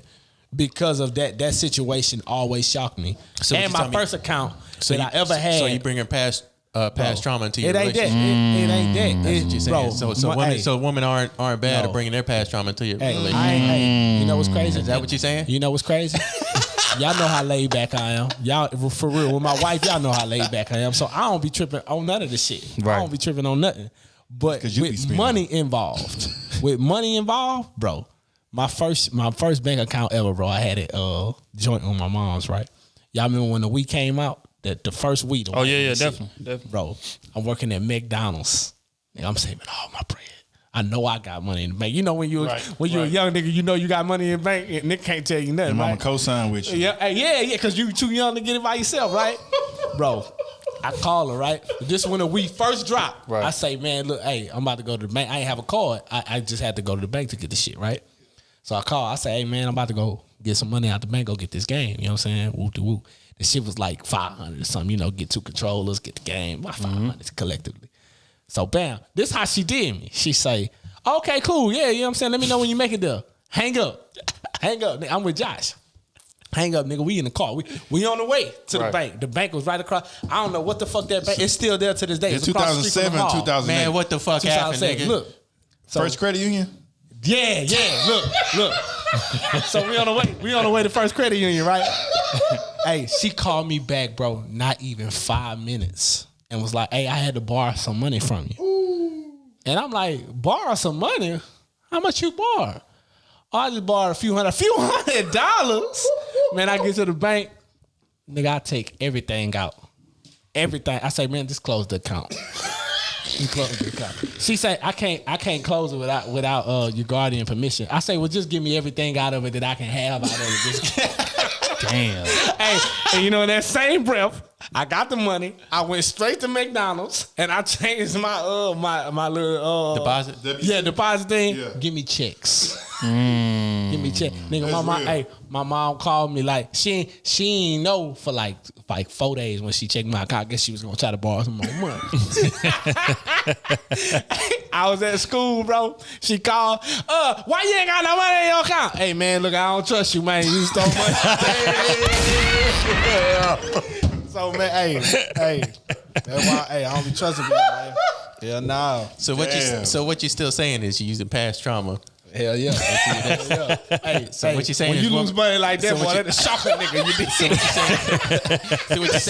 So what you're saying is women can bring past trauma to their relationship. Hell yeah. I ain't tripping if baby bring past trauma. I'm man enough to handle it. Yeah. I'm man enough to handle it. Okay. Can't no nigga conquer my territory. I'm God over here. Is your crane big enough? Okay. It's been too big.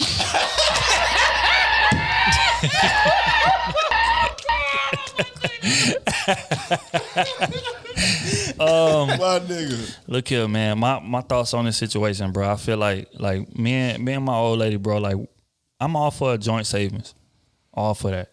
But like checking account, no, I don't like. But the thing is, my girl makes just as much money as I do, so it's not a situation of like, okay, it's a drastic difference. Like, I'm bringing the majority. I don't want you taking from mine because you living a lifestyle that you not. Like, if I wasn't here, my old lady lifestyle would be the same, and vice versa. You know what I'm saying? So I'm under the belief that I don't feel like I should be able to tell her how to spend her money. That's true. Let's take care of the business.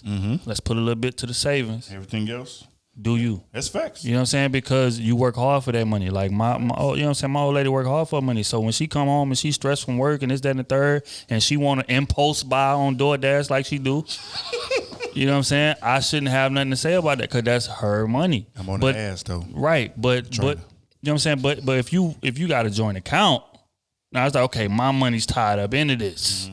So, you know, the DoorDash might go from 3 days a week to 7 days a week.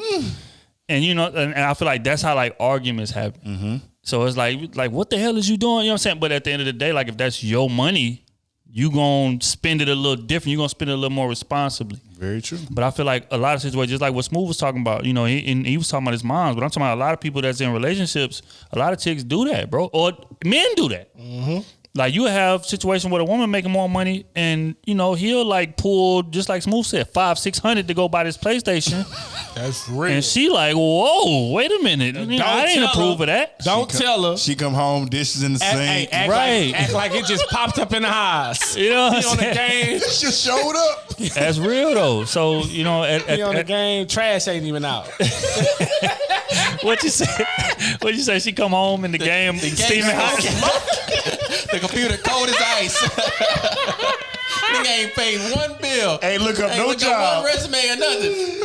Dog, when that boy said that, I was crying on the watch back. Nigga said she been working all day. You at the crib. She come home, the PS4 steaming hot. Steaming hot. And the laptop ice cold. You ain't got no job. You ain't putting no applications in. Car cold, everything cold. But nah, but that's real. So like think about it in that aspect, which is another thing that they brought up on the Clubhouse situation. They was like, okay, look, let's stage the situation. Let's say you making 120,000. Mm-hmm. And your girl is she working part-time. She making 15, 20 or whatever. Mm-hmm. Would you feel comfortable with the joint account, right? And like most dudes was like, oh, cool, nah, it's cool. That's my wife. We got married, da da da da.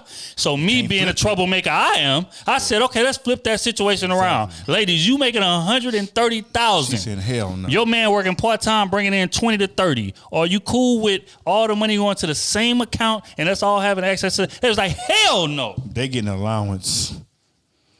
They ain't. Oh, like, I ain't doing that. No? Yeah, They said no.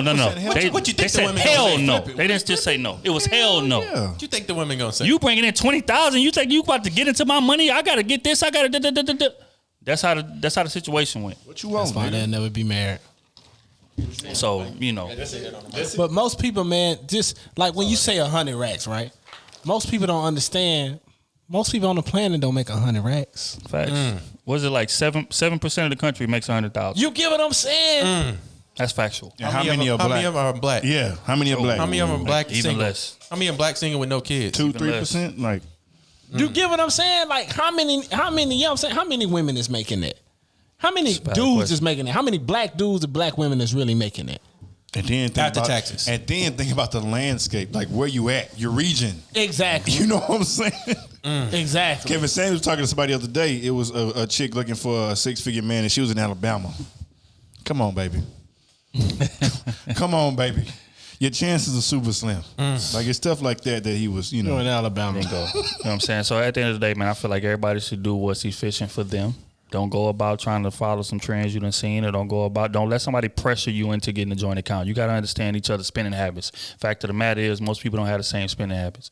You know what I'm saying? You got impulse buyers, you got planners. So if y'all got the same joint account, it's gonna be friction there. That's why I don't want nothing to do with my wife account. Bingo. And I don't want her nothing to do with mine, man. That's facts. Because I like shit. Nigga said, kick this dick. No shit. Hello? Yo, what up? Ronald, this AC from What up the with it? Crew Season Podcast, bro. What's going down with you? Man, nothing much, man. What with it? Man, we So look, Damn, that nigga. let's go. Let's get right into it. Let's go. Tired of this shit. Fuck the hey, look, so introduction. on some sleazeball shit. So on some sleazeball shit, man, I need some advice on some real shit. All right, so look, I've been fucking with this little shorty since, you know what I'm saying, since probably about 6 months, right? Mm-hmm. So me and her, right, we stopped talking for about 2 months. So then on New Year's, on some sleazeball shit, on New Year's, she hit me up. She told me, she said she need me to pull up right now to Atlanta and come drop some dick in her. Now, so look, so this ain't one of them little typical women, you know what I'm saying, that you could just finesse and finagle with them and shit, man. This like a 10, like a top tier junk, you know what I'm saying? Mm-hmm. Okay, so I'm trying to see. You said this is New Year's Day, correct? Yeah, And y'all ain't New Year's Day. And y'all ain't talked for 2 months? Man, nah, we had been, like we was talking for like 2 months and then we stopped talking for 2 months. So you know what I'm saying? So New Year's let him Day. finish. Goddamn, nigga. No, I'm just making sure. So New Year's Day is out the blue. Yeah, out the blue. I Okay. ain't talked to her in Exactly. 2 months. Context, nigga. Okay. said that. Go ahead. So I'm trying to see, like, is she just trying to, you know what I'm saying, just get some dick off me, or like, is she really trying to like fuck with me this time? Hey, you shouldn't even be thinking about that, baby. You shouldn't even be thinking about that. Go ahead. That shouldn't even came to your mind, bro. Go ahead. You trying to be with the sleeves? Are you at the university or not? What? That nigga ain't at the university. You ain't walking down them halls. You get what I'm no way saying? you walk down them halls. He went down one hallway and left out the building. Come on, bro. All right, keep going, Hey. bro. Keep going. Hey. That is it. Hey, But check this out though, bro. Part of me want to dog her ass out, just like how she, you know what I'm saying, played me. uh-huh. Or like y'all think that I should just be mature and just stick with it. Wait. How'd she play you? Yeah. She broke up with Man, you. like, You said I they was was dating for taking 6 her out. months. Y'all was dating or y'all was Not just like- talking? Man, like we was talking, but I was taking her out on dates. You know what I'm Okay, saying? you spend a little bread. Was you smashing though? Hell yeah. I was smashing. Okay. So you was getting something out of it. Okay. Did you whatever. ever make it? Did you ever say that y'all was kind of it was just y'all two? I ain't never make it to that because I ain't wanted to be that. You feel me? 'Cause I always had hoes. Okay. So she ain't dog you. She played it the right way. She played it the right way. She let you play your and part. you got to realize she gave you your position. She gave you your position. So you telling me you had free reign to hit whatever you want while you was hitting this 10? He likes Exactly. He likes her. I don't give a Oh, fuck. but What you he like her? He You like was her? getting ass. Okay, what does she do? Hold up. Do you like Man, her though? she yes, like now, like like girlfriend, I'm fucking with her. girlfriend wise. Yes. Yeah, hell yeah. That's why yeah. he I'm tripping fucking like now. this. Yeah. Oh, he done fell in What she do, love. bro? He done put the pussy What she do? on her. Man, she a psychiatrist, so. Ooh, she knew that was going. So y'all both in Atlanta or you in another state? I'm in Tennessee. And she in I'm Atlanta. in Tennessee, but she in Tennessee too. But she was in Atlanta for New Year's, so I drove down there to go smash. How far is that drive? Man, 2 hours. Oh, they ain't bad Okay, at all. okay, Ain't bad, ain't bad. But she was waiting on you when you got down there. Hell yeah. Man, she was waiting, legs open, robe on. Okay. So I mean, Bro, she No gave bonnet. you your position, bro. yeah, what came you in 2 tripping minutes. on? What? Okay, wait. Question. Hold tight. How was the vibe after it was over? Like what was she talking about after it was over? Like she wanted you to kick it. She wanted you to stay. After it was over in Atlanta, shit, I just left from seeing her today. But part of me want to go ahead and lay down them rules with her. You know what I'm saying? Just go ahead and just cook something. Like I just seen her today after I saw her in Atlanta on New Year's. So like a week later, I saw her again. So you want her to be your girlfriend? Shit, it sound like she want him. Yeah, Oh, okay. So you trying to yeah. get But I something? feel like that It's she like it's wants me both. too. Okay, so look. You don't want to show a woman off the rip you like her more than she like you. Makes Yeah, you you do. vulnerable, son. What? You want leverage. No, you can want still get leverage. You can still get leverage. No.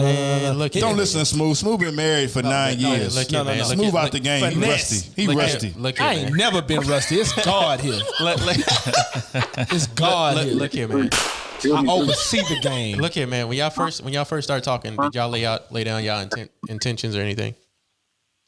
Nah, like I ain't never lay down my intentions. Should I Okay. lay down my intentions with Hey, her? well, okay, this is the perfect time for y'all to lay down your intentions of what you're looking for. And then while you doing that, while she give her intentions, you say, hey, okay, I'm really feeling you a certain way that I feel like I want to, take this to another level maybe. You know what I'm saying? I want you to be the only one that I'm fucking with. Facts. Y'all can say y'all still dating, y'all not boyfriend and girlfriend, but when it come down time to, being serious, it's like you two. Y'all not fucking with nobody else. Y'all just, is y'all two, but y'all not boyfriend and girlfriend. Y'all just slowly getting off the train, like Smooth say. You know what I'm saying? So you ready to Facts. give all the hoes You know up? what I'm saying? But don't just, hey, you my girlfriend. Don't say that. How old are you, bro? Man, I'm 21 and she's 23. Oh, she threw that out. She threw Y'all that still old young. pussy on. She had some new tricks he ain't seen yet. Yeah, Yeah. She got a couple years Yeah, on man. you, Hey, so my advice to you is gonna be different from everybody else on this He a you simp. say this table. Say hi, I'm a simp. Whatever you gotta say. Still get them hoes. But anyways.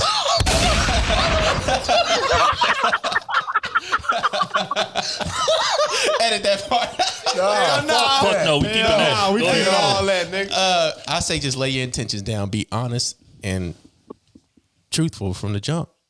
And I'm telling you, once you say that, it's gonna make everything easier for you to move on if shit don't go right, or shit to move perfectly clear from the rushing to point out. Because once you start trying to, finesse the game, like, hey, I don't want to make her know that I like her more than she like me. You know what I'm saying? And y'all both gonna be start playing the game. Y'all both gonna be scared to lay y'all intentions down, and nobody's gonna know what the fuck y'all are doing. Later down the line, y'all gonna be arguing, and ain't shit gonna happen, and you gonna mess up a perfectly smash. So, let me get at this. So, you don't think that it's simple enough for me to lay down my intentions after I just smashed her a week ago and then I smashed her last night? Hell no. Nah. Well, I mean, if y'all you be- feeling y'all- you like said- you that, said you y'all need to been- just holler at her like, hey, bro, look, what we doing? You said y'all been talking for a total of 4 months, basically, right? Hey, Yeah, Yeah. we have, but we stopped talking for 2. I mean that happens when you're not serious with nobody. Yeah. Because y'all got different people on the ballpark. Y'all both can talk to anybody else. Hey, bro. Look at this, bro. This how you gotta move, bro. Because at the end of the day, like it's clear you feeling her. It's clear, you know what I'm saying. You just hit a couple days ago. You just hit, you know what I'm saying, for New Year's. How I feel like you should play it. You shouldn't ask her shit. You should tell her, I don't want you on nothing else. You belong to me. That kind of shit. So when you come in there with that type of energy, she gonna fold and follow. But if you come in there asking questions, hey, do you think we should? Hey, you know, what about? Can we be? Fuck all that asking questions. You come in there and tell her what it's gonna be, because you clearly like her, and she gonna respect you taking initiative and taking authority. So on some like, okay, oh shit, he's dictating. Okay, I'm his, and she gonna start moving accordingly. But if you come in there asking questions, she gonna be on some bullshit, bro. So that's just my advice. The only thing I'm thinking about though is because of the fact that he's 21 and she's 23. She gonna respect it more. But do you think at ever any point she gonna be trying to, you know, lil bro him because she older and she mature? You know how they close enough in age. You know what I'm saying? Wait. But which is why you come in there and establish. You tell her what it's gonna be. I get what you're saying, you come in there and you set the goddamn standard. I don't care if we 2 years apart. I'm the man in this situation. Absolutely. You belong to me. You need to be moving accordingly.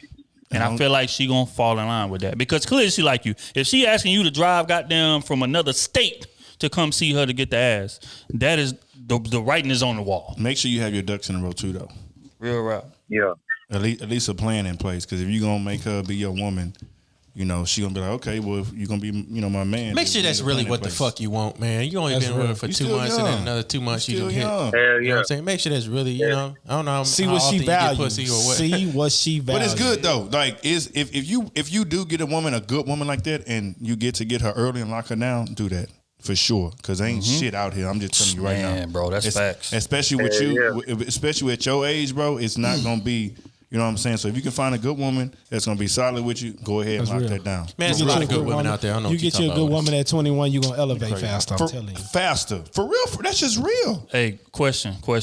We done been having serious conversation. Now let's have some fun. How do you feel like what's your plan as far as getting rid of your hoes? Because I'm certain you got about 2-3 of them. So what's the plan? You just gonna ghost them, or you gonna like text me, hey man, I got Keep it a stack. Man, What you I'm do? a ghost these hoes. I I don't know. Look, I don't owe no hoe, no explanation. Talk that talk. Why I go to? I'm a grown ass man.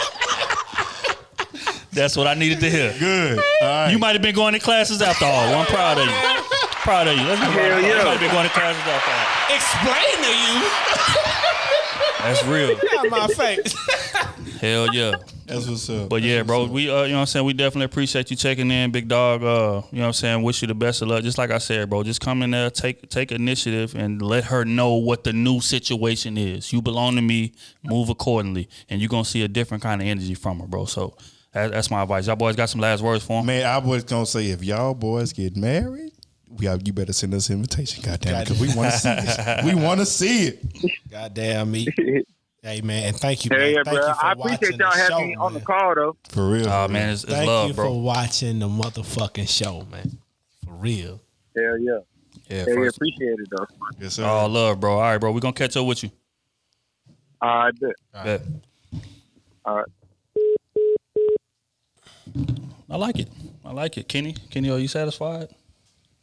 Yeah, he didn't come on pity patting. Nah, he didn't come on pity patting. He got right to it too. I like that. I like that energy. I think he got some good advice. So look, I think it's a little early though, but you know what I'm saying? True.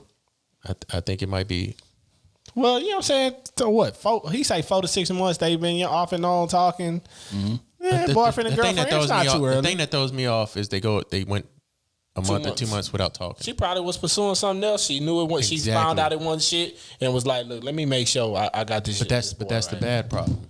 She was pursuing something else, and then she had him on lockdown. She didn't hit him up for nothing else but to come hit.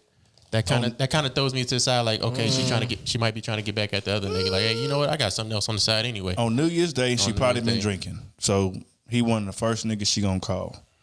He at the top of the list at least. I'm not saying it's not true. I'm just saying in my mind it's like, okay, I went 2 months without talking. I get what you're saying. And then on New Year's Day, the first thing you hit me up was, "Hey, come drop some dick off." I get what in you're saying. In my mind, I'm Absolutely. like, "Hey, the nigga that she was talking to, Right? did her wrong." I see. On New Year's Day, I get what you're saying. I No, got for a boy. sure.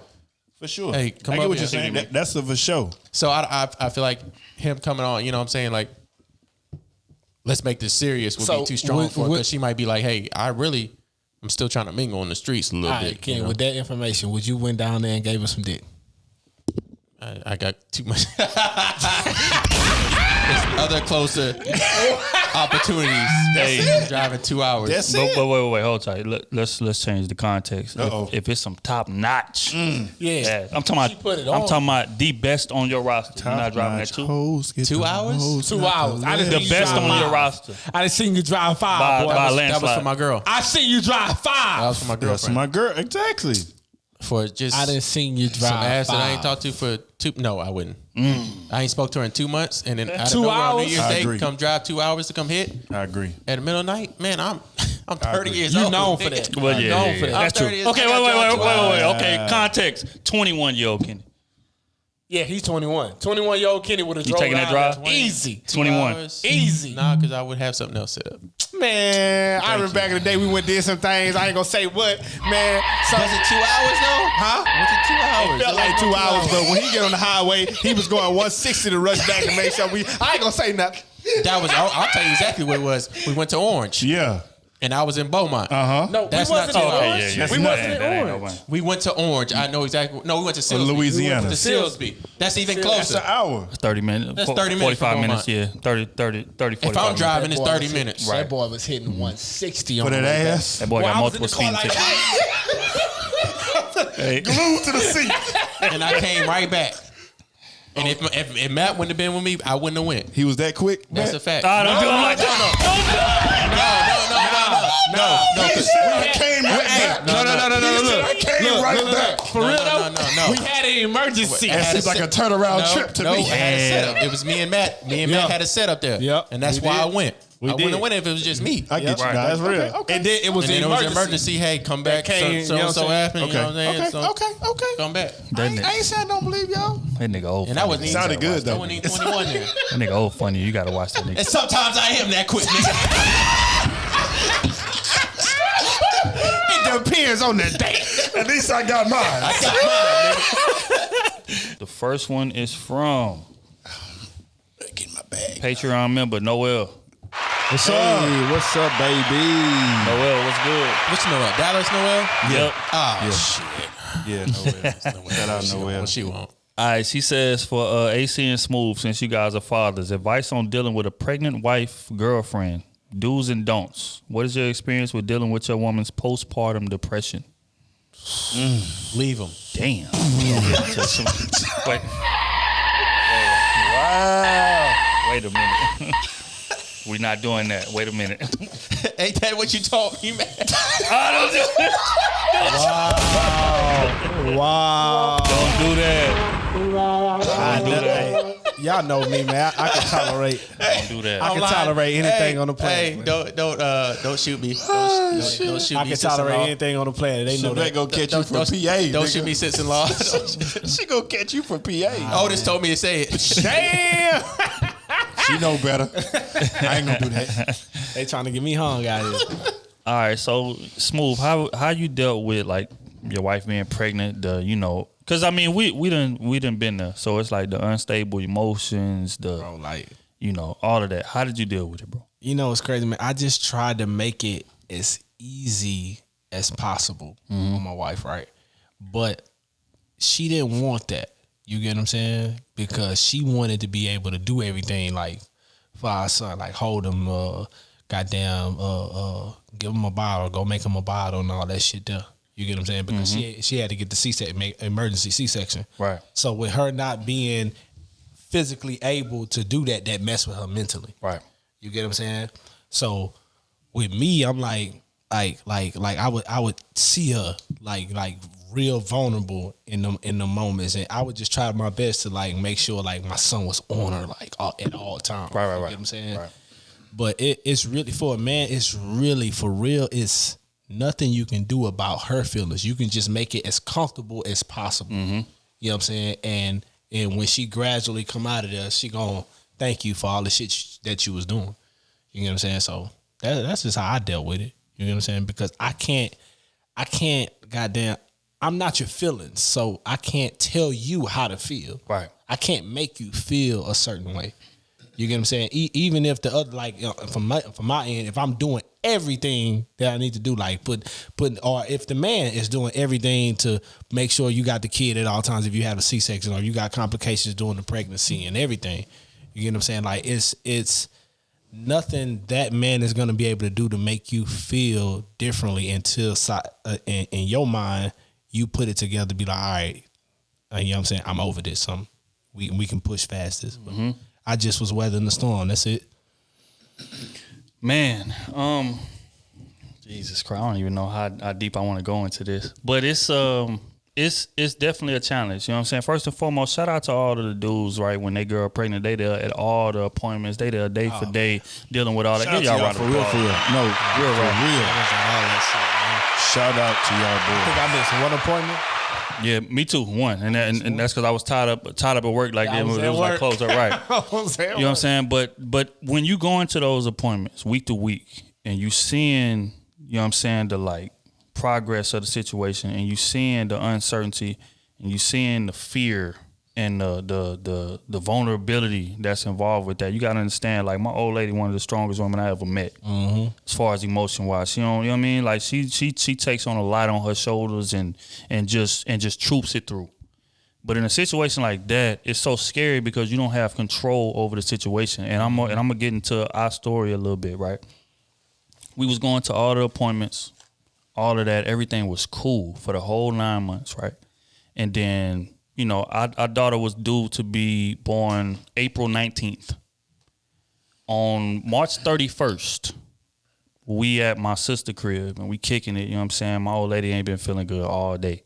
You know what I'm saying? So we go home and we watching shows or whatever. And she like, baby, I don't know, it's something off. I don't feel good. So we end up going to the doctor. We call the doctor. Doctor like, all right, that's normal, but just come on in and we gonna check y'all out, just to be sure. So we go up to the hospital. Mind you, it's midnight. And when we get there, they put on the bed, we running, tests, if not in the third. They said, oh yeah, everything is cool, yada, yada, yada. It's just, maybe it's just getting close to the pregnancy. So, there are like certain situations that be happening as far as body wise that, whatever. The doctor got into that whole spiel. So we like, all right, cool. So we in that motherfucker we show up at 12 and, they basically like, okay, yeah, just chill in the room and, we gonna be right back. We gonna run some tests. We gonna be right back, yada, yada, yada. This whole process takes maybe 4 hours, 5 hours. When they say, hey, we like gonna run some tests. Right. You ain't gonna see them doctors for a nigga. Right. You already know. Want to pull that pistol on them. You know what I mean?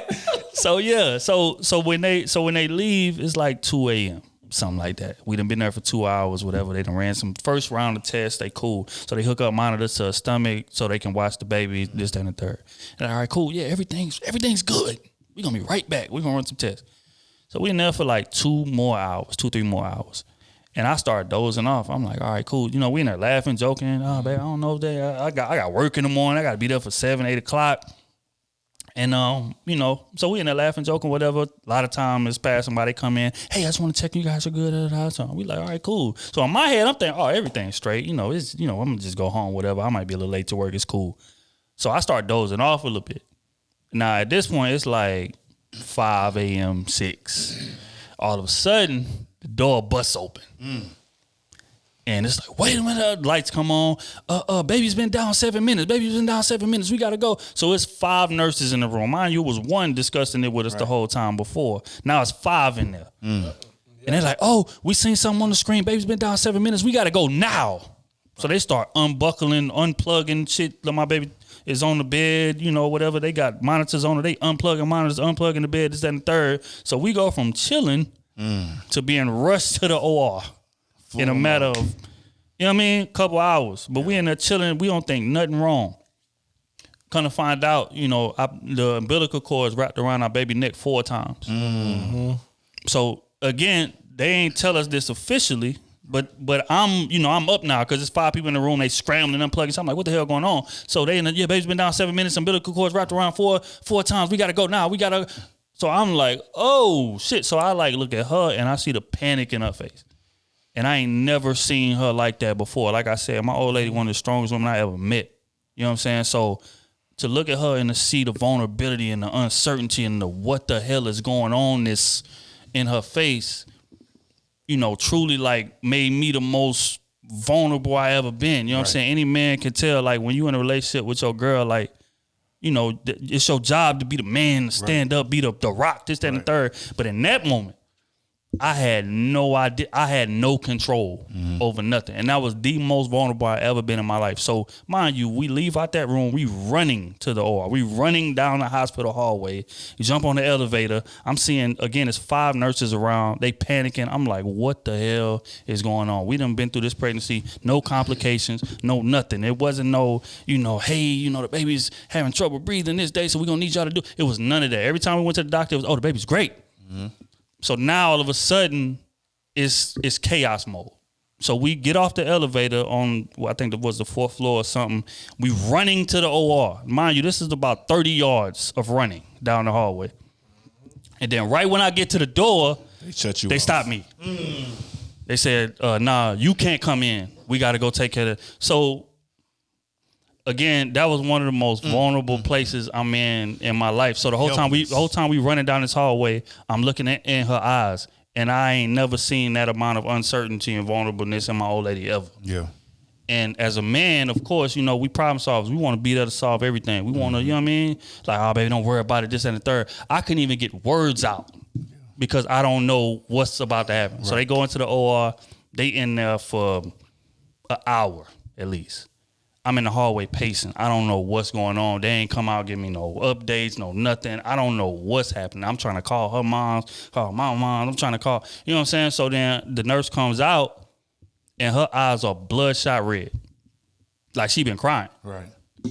And I'm like, automatically thinking something bad. You know what I'm saying? So immediately when I see her, I'm like, what's going on? Right. She's like, okay, the baby's good. The baby's good. So in my head, I'm like, immediately, so it's something wrong with my old lady. Right. And she was like, so baby's good, baby's good. And she started looking down, looking around, and I'm like, so wait. So what about, you know, my old lady? Right. She was like, oh no, she's good too. She's good too. So I'm, bro, when I say I almost collapsed. That ain't how you come out to dog. That ain't how you come out. I'm like, what the fuck are you talking about? Bro. You know what I'm saying? Bro. So it's like, so at that point, you know, again, they still wouldn't let me go see her. This and the third. So they like, just wait right here. You know, we had to give her some anesthesia, waiting on her to wake up. This and the third. You know what I'm saying? So it was a whole process to where shit could have went totally left. And again, I say all that to say, like, you don't truly understand what women are going through until you right there holding their hand with them throughout every step of it. And that causes you to be, just like Smooth said, is a situation where you just are understanding of the situation. You way more patient of the situation. And even after that, you know, my old lady couldn't see our baby for a whole like day and a half after it happened. Because they was pumping, I think, magnesium into her. And they didn't want, you know, because it was the baby was here 3 weeks early. They didn't want to like complicate the baby with that situation. So I got to go see the baby. Her family got to go see the baby. My family got to go see the baby. She in the hospital just like panicking. Situation where like, you know, she's out of her mind. Like, is the baby gonna even know who I am? And it's just like, you know, when you go through stuff like that, it like gives you a whole newfound patience and humbleness and understanding for the process. Very true. You know what I'm saying? So if I had to give some advice as far as do's and don'ts, I would say put yourself in her shoes. That's real, man. Cause man, we was in that motherfucker, man. Like he say, we was chilling for a minute, bro. We was chilling, bro. He was supposed to come June 16th. He wound up coming on the 22nd. Right? We in that thing chilling. They say not to bring no food. You got me fucked up. I'm gonna be in here. She couldn't eat, so I'm in there, and she making jokes at me like, nigga, how you gonna eat all that shit, right? So they got the little shit plugged up to her and shit. Man, it's like 2 in the morning, nigga. And I'm dozing, nigga. Are you all right, man? You good? All right. Nigga. They come in the room, nigga. First we was like he said, we was dealing with one fucking doctor. Bro, it was like 7 of them came in that bitch. Unplug her, flip her over, all that shit, like make her get on all fours and turn on the side, on the other side, shit. They rushed her to the ER. They made me stay in the room, right? So now I'm looking, like they looking at me like, I hope this big nigga don't go off, man. like that's really how they look at it, because nobody said nothing to me, bro. And that's the problem, bro. That's it. They ain't say, they ain't communicate nothing, bro. They just took out the room to like hurry up, emergency section, right? So bam. This nigga Matt called me. Swear to God. I'm going to slide on these niggas. They don't come out here and say something to me. I said, nigga, calm down. I'm hot. Relax. I'm hot because my wife and my son gone now. Right. You get what I'm saying? Man. And for a woman, like that's her most vulnerable position a woman can be in, is when she's giving birth. She can die in this shit. Right. You get what I'm saying? So I'm like, damn, am I, you know what I'm saying? Am I going to lose both of them? Because I knew my wife's iron was low. You get what I'm saying? So I'm like, damn, am I going to lose both of them? Something happened to my son, something happened to my wife. What's going on? What the fuck going on? Ain't nobody saying shit. Right. You know what I'm saying? They come in there, give me some scrubs. Man, before I even got down to the room, they already had the baby out. Damn. They already had the baby out, you know what I'm saying? He was good. I looked at him, he was good. And I go to her, she's crying. You get it? But she can't feel her body, because, you know, when they hit you with that shit, you can't. That is fact. You get what I'm saying? You can't feel your body, but she's crying. And I'm like, hey, man, look, I'm finna get a little mad. I'm finna bring him over here. You know what I'm saying? We you know what I'm saying? I'm gonna make sure everything good. So, bam, I go, the lady wrap him up for me. You know, they supposed to clean him and all that shit first, but I'm a big black nigga, man. You got me fucked up. Give me the baby. Give my son. So she wrapped him up in this little blanket and shit. And I brought him to her face so she could see him and she can kiss him and shit, right? You know what I'm saying? Then after that, I ain't see her for like 2 hours. You know what I'm saying? But she was like, the nurse was like, well, we got to keep under these blankets. You know, they put them under that blanket and shit. You know what I'm saying? We got to keep under the blanket, make sure the temperature right and all that shit there. So first thing my wife was just like, because my wife was just happy that our son was good. She was like, hey, go make sure he was straight. Nigga, I was like a hound dog, nigga. Yeah, I bet. Because, you know, they got the big windows and shit. I'm on the Just glass. staring at him. I'm on, like, this the glass right here, nigga, I'm on that bitch. I'm on the glass. Nigga, the nurses didn't make one wrong move. That's My son real. didn't cry, nothing. That's I'm real, in that bitch. Hey, boy, if he cry anything, I'm on y'all ass in here. I'm on every one of y'all ass in here. That's crazy. That's funny I said that, because I mean, I ain't got no kids, but that's how I was when my little brothers was born. Yeah. 'Cause I'm older. I'm 10 years older than my baby brother. So, nigga, I definitely know what you're talking about. My brother's in the room, nigga. I'm just on the glass, nigga, watching I'm everything. on the glass, bro. I get what you're saying. And they coming out, they like, look, he is good. Everything. Woman, just get him cleaned up and give him something. Hey, question though. When you first seen him, what came to your head? I was like, man, I'm proud of a bitch. Proud of a bitch. He's like, God damn, I'm happy he didn't come out looking like me. You know what's crazy? Because I'm an ugly ass nigga. And you know what's crazy? I said that too. I say, man, this nigga got the pink lip like her family. I'm man. glad she came out like Shabbat. You know what I'm saying? Like, that nigga gonna be good out here. But I was also thinking of my legacy. Right. You get what I'm saying? Like that was for sure on my mind in that moment. I'm like, all right, I got somebody to get a tools to that I didn't have. You get what I'm saying? That I didn't have. I can give them everything that I got. Goddamn me, like I got something. You get what I'm saying? Like it's on me to make sure all this shit run right. And that all ran through my mind, like just watching them At the same you know time. What I'm saying? And then going in the room, you know what I'm saying? I was in the room with them like a whole hour before she got to come in the room. Yeah. You get what I'm saying? And you know, they be drugged up when they get that emergency C-section, all that shit there. So they can't really hold a baby like that. So I'm in there doing what I gotta do, you know what I'm saying? Doing what a real man gotta do, you know what I'm saying? Talk So that shit, talk, man. Like I really understand what he talking about. Like that uncertainty in a woman's eyes, bro. Shit different, bro. Proud of y'all boys, Bro. man. You know what I'm saying? That And shit crazy. And first and foremost, man, shout out to everybody that's in that NICU unit. I want to get y'all for sure. Because until you go through it, you don't understand what the hell. Like my little lady was in there for about I think 4 to 5 days, and we was panicking. But they had people that in there because you know the baby's side by side, so you might be next to a parent. I'm thinking, hey, how long they been in? How long? They had a lady next to me. She told me, yeah, my baby been in here for 5 months in NICU. We got to come up here every day to see him. They won't let us release. You know what I'm saying? He has to get to a certain weight and a certain, you know what I'm saying, before we can take him home. So the whole time I'm in NICU, mind you, my old lady didn't get to see our baby for the first day, probably day and a half. But I'm going down there. I'm going back and forth. I'm going to check on her, make sure she good. Then when she dozes off, because, you know, when you first had a baby, you know, they on drugs or whatever. So they, you know, she in and out. So when she go to sleep, all right, boom, I'm going back down there to check on the baby, this, that, and the third. And I'm sitting in there and, you know, looking in parents' eyes. And they like, and it's uncertainty there, because if your baby in the NICU, that don't mean that they gonna survive. Right. Because they done had, you know, people that been waiting 3 months and never get to bring their baby home. Facts. You know what I'm saying? So definitely prayers out to y'all. Shout out to everybody in that NICU right now. Stay strong, bro. And you know, pray, man, and you know, put that shit in God's hands. Your baby is coming home. The man was looking at me on the table, just hey, watch these people. Straight up. But yeah, so to answer the question, man, you know, do's and don'ts, man, it's just about, you know, taking care of your old lady. It's nothing outside of the relationship, but in that situation, you need to do even more to make her feel comfortable. And you know what I'm saying? Because you can never understand what women go through until you there day for day. And even when you there day for day, you still don't understand. You're not going to understand the magnitude of nothing that they going through. Facts. So you just got to make it as simple as possible and take that shit, bro. Real rap. Take that shit like a man, bro. Good shit, Noel. Appreciate that, Noel. Hell of a question. Fuck them kids. That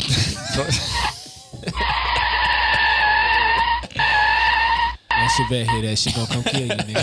Straight up. You got to find me first. All right, man. Next question is from Q. He says, how come women who post revealing pics and having OnlyFans, etc., still want to be taken serious, even though they're exposing their body to the world? What is your thoughts and opinions on this topic? They can do whatever the hell they want to do. That's their life, baby. That's technically, they are right. Yeah. That's their life. At least they getting paid for it. They can still have their demand. Because they got women out here that ain't getting paid for it, still showing that naked ass. Showing that ass. Let's get paid for it. If a sucker gonna pay for it, why not? Take his bread. That's a fact. What would you want? Would you want a woman that's just showing? That's a question for y'all. That's a good question. You got a woman that just has OnlyFans, just showing, you know. I'd rather a woman that's making her bread. But she's not fucking none of them niggas. She's just doing it. I'd rather a woman that's making her bread. Or you got a woman that's showing nothing on social media. But you know she's out here fucking them down. For the free ski. That's a great point. That's a hell of a point. That's a hell of a point. Which one you want? Because to be honest, we know more of the latter than we do the former. We do. That's facts. So I'd rather the former that's making some bread and doing something with her if time. I got just them two on the table, that's the I'm only going with the former all the way. Right.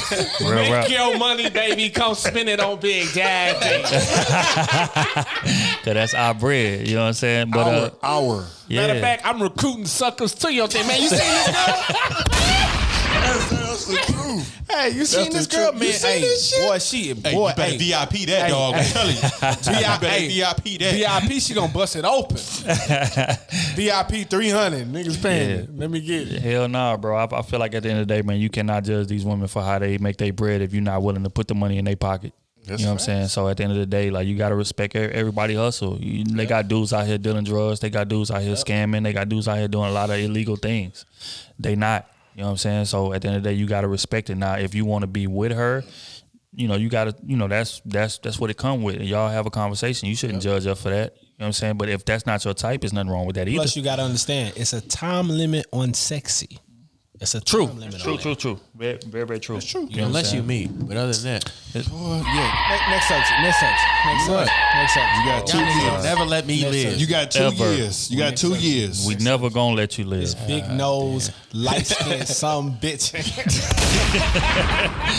Light skins only last for so long anyway, just so you know. Oh, my it's God. very periodically. Delicate ass nigga, man. I wouldn't know nothing about that. Delicate ass. Because I feel like I'm always in. This fluffing So ton pussy. ass nigga, man.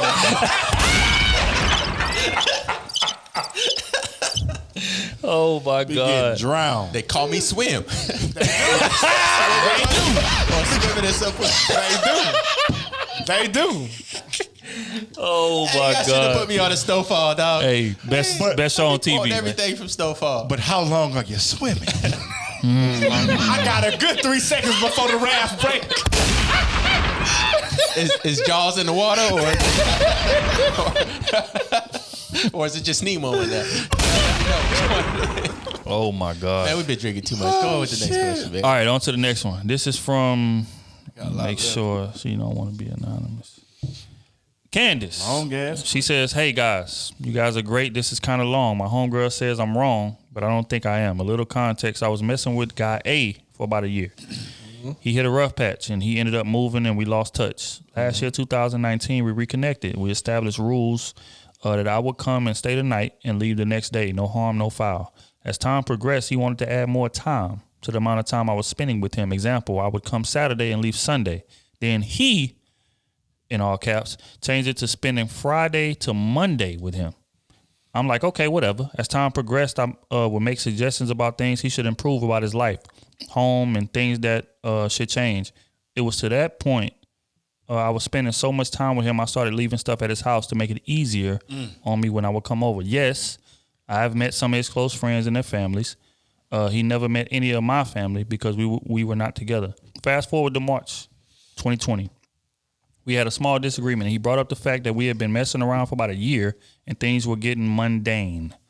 I agree, but I also was taken aback because I didn't realize a year had passed due to the fact that I'm in school full-time and work full-time. I really didn't think about how much time I was spending with him. So in May, I hit him with the what are we? He was like, he didn't want a relationship.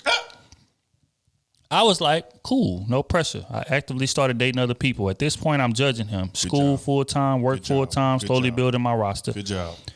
Couple days before the 4th of July, 2020, I matched with guy B, and we hit it off something serious. Mind you, guy B and I lived in 2 different states, so we were dating in a long-distance relationship.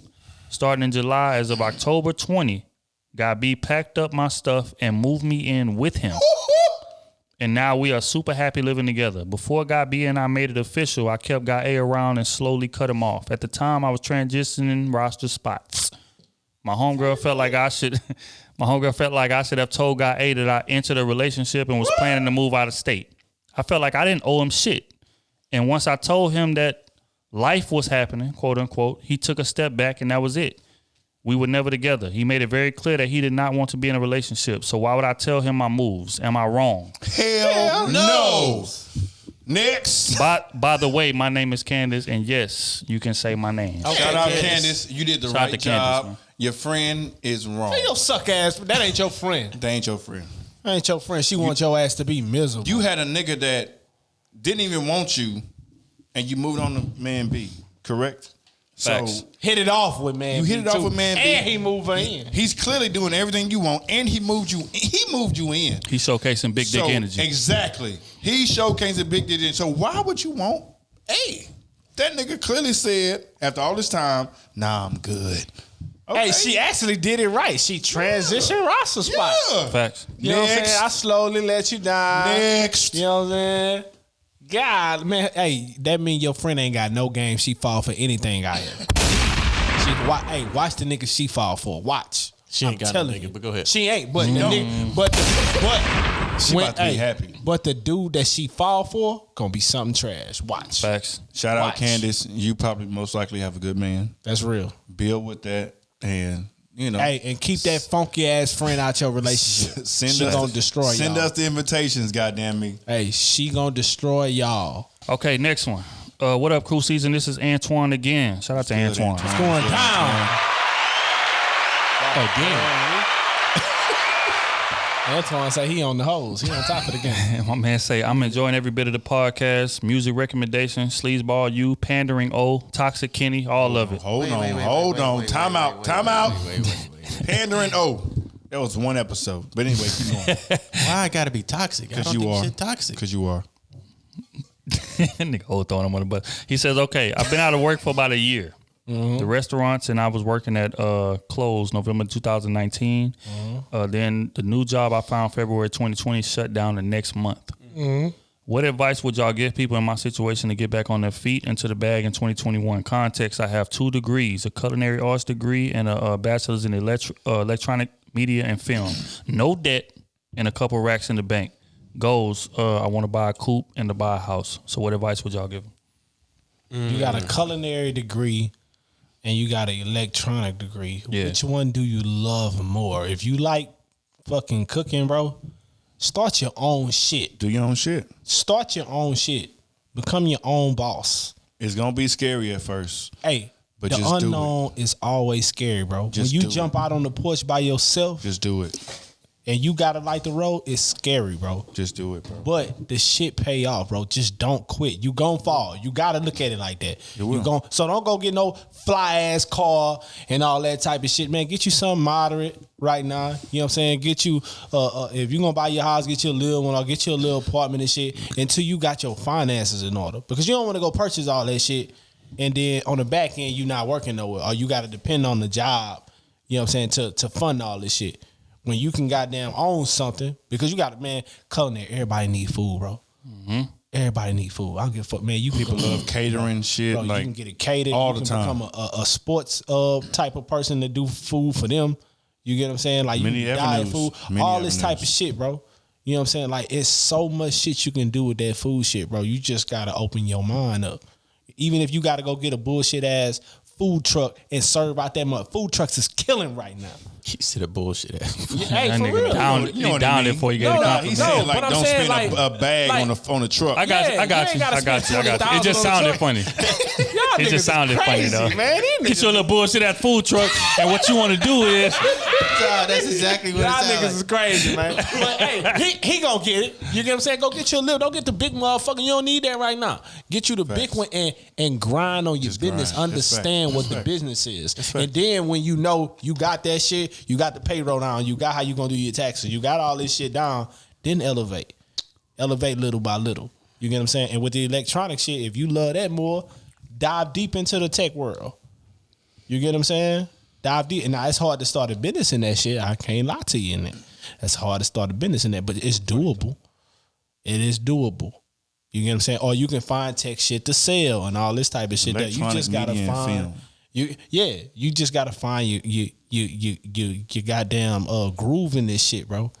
Don't never stay stagnant. If you staying stagnant, you losing. I mean, film. It's just like you going backwards if you stagnant. No matter how much money you got in the bank. You get what I'm saying? So you want to put your hustle together, bro. Put your goddamn head to the flow. So my opinion, he said he got his BS in culinary arts to 2 degrees, associates in culinary arts and the BS in electronic media and film. In my personal opinion, I would go media and film. Only because there's so many different avenues you can go media and film. You got people who want to be rappers. You got people who want to be, directors. You got people who want to be movie stars, whatever, all that. So I feel like with that, you have more range. Yeah, and this podcast world is new. For sure. You get know what I'm what I'm saying? You saying? can do it different ways. You You can can do a exec rap, some you can shit do in a here. podcast, any way you want. At the same time, though, you can also do some, whatever you want with culinary. Do what makes you happy. That'll be my opinion. You know what I'm saying? And this is coming from someone who has been furloughed / laid off since March of 2020. You know what I'm saying? Middle of March 2020, they put my ass on furlough. I came back And my nigga was on board. for real. I was Real good. rap nigga was high ranking in that You know what I'm saying? He So- should have quit a long time ago, but I ain't gonna It's say another that. conversation for another day. But you know what I'm saying? You still in a decent position to where you can make some decent amount of money. You know what I'm saying? So do what makes you happy. Promo that shit. You know what I'm saying? Create, if you need Facebook, Instagram, like all that stuff, create all those avenues to help you market your product. You know what I'm saying? Get a few people that believe in your product, take care of them, record it, whatever, but put that shit on social media. Right now, bro, social media is one of the biggest tools to get you some money right now. Yeah. You know what I'm saying? And do that, use that to put as much money in your pocket as possible. I'll do both. If I'm you, man, I'll do both of them bitches. Oh, both. And that's And if nothing you gonna too. cook some shit, put it on your Facebook, I was on gonna your say, Instagram, for on sure. your Facebook, on all that shit, bro. You ain't gotta limit yourself. If You know what I'm saying? if both of them makes you happy, do it. If you black, go get in these black rules. If you white, go get in these white Go rules do that it, want bro. to cook and all that shit. Somebody gonna give you some money, bro. And then you working for yourself. That's another thing that I've Exactly. learned too. You You create working your for own yourself, time, baby. create your own time, create your own price structure. Bro, you got everything you got right now, you can make in your own bag. So if you want to do both, you have plenty of opportunity to do both right now. That would be my thing. Do what makes you happy. And if you're good at both, do both, bro. Because we oftentimes get stuck in this box. You know, society told us, oh, if you're good at one thing, just do this one thing and go 100%. No. If I'm good at 5, 6, 7 different things, go do it. Because those are 6, 7 different avenues you can make some money. You know what I'm saying? Don't just focus on one. If you know you're good at 5, 6 things, go do that shit, bro. If you can collect money on 5, 6 different ways, go collect that money. It's there to be taken. There's plenty of money to be made out here, and we be sleeping on stuff because society tell us we got to focus on 1, 2 things, and that's what we have to do. Nah, bro. If you like both, there's plenty of ways to make money with both. Hey, for real, if you can cook like that, show me something. Show me Facts. something. Whoop. You can cater an event for us. Me and my wife, we was looking for a caterer. You can cater an event for us. That's real. That's real. So if you could cook something, show me something. That's real. Kenny T. I ain't saying cater shit for me because I don't know how you cook. That's why I said, show me something. I need to But see. anyways, I say get your little part-time job where you have steady income. You have some money coming into your pocket. And then on the side of your part-time job, start your Instagram page where you're doing recipes, creating your own dishes of your culinary stuff. Because you're already in media, so you already know how to put down a good media platform. And then you're doing culinary stuff, so you can do whatever, make recipes, cook something, whatever it is. Women are always looking at new recipes. That's a big market. Women is your biggest market. Making new recipes, cooking something different, especially if you're a man cooking something different. Women love looking at a man that knows how to cook. So it already gives you an upper edge in the food industry. And start posting that, just make an Instagram page and start doing that and just slowly start to build your clientele or your support with that while still bringing in some money on a side hustle. So I don't not necessarily say just agree, just put everything, all your effort into just culinary stuff because you still have to bring in some money. You still got to pay bills. You still have to do that. And at the beginning stages, you're not going to be making enough money to pay your rent and all that other stuff. So I say just get a little part-time job, maybe in something in the food industry or whatever, media industry, or just something to just bring you some income in. But at the same time, start your little Instagram page or Facebook page where, putting little recipes out there. I know a guy on Twitter that always does little cooking videos, a minute video of him cooking some pork chops or whatever it is, and that shit just explodes. Facts. And he has a big following of him doing cooking different shit.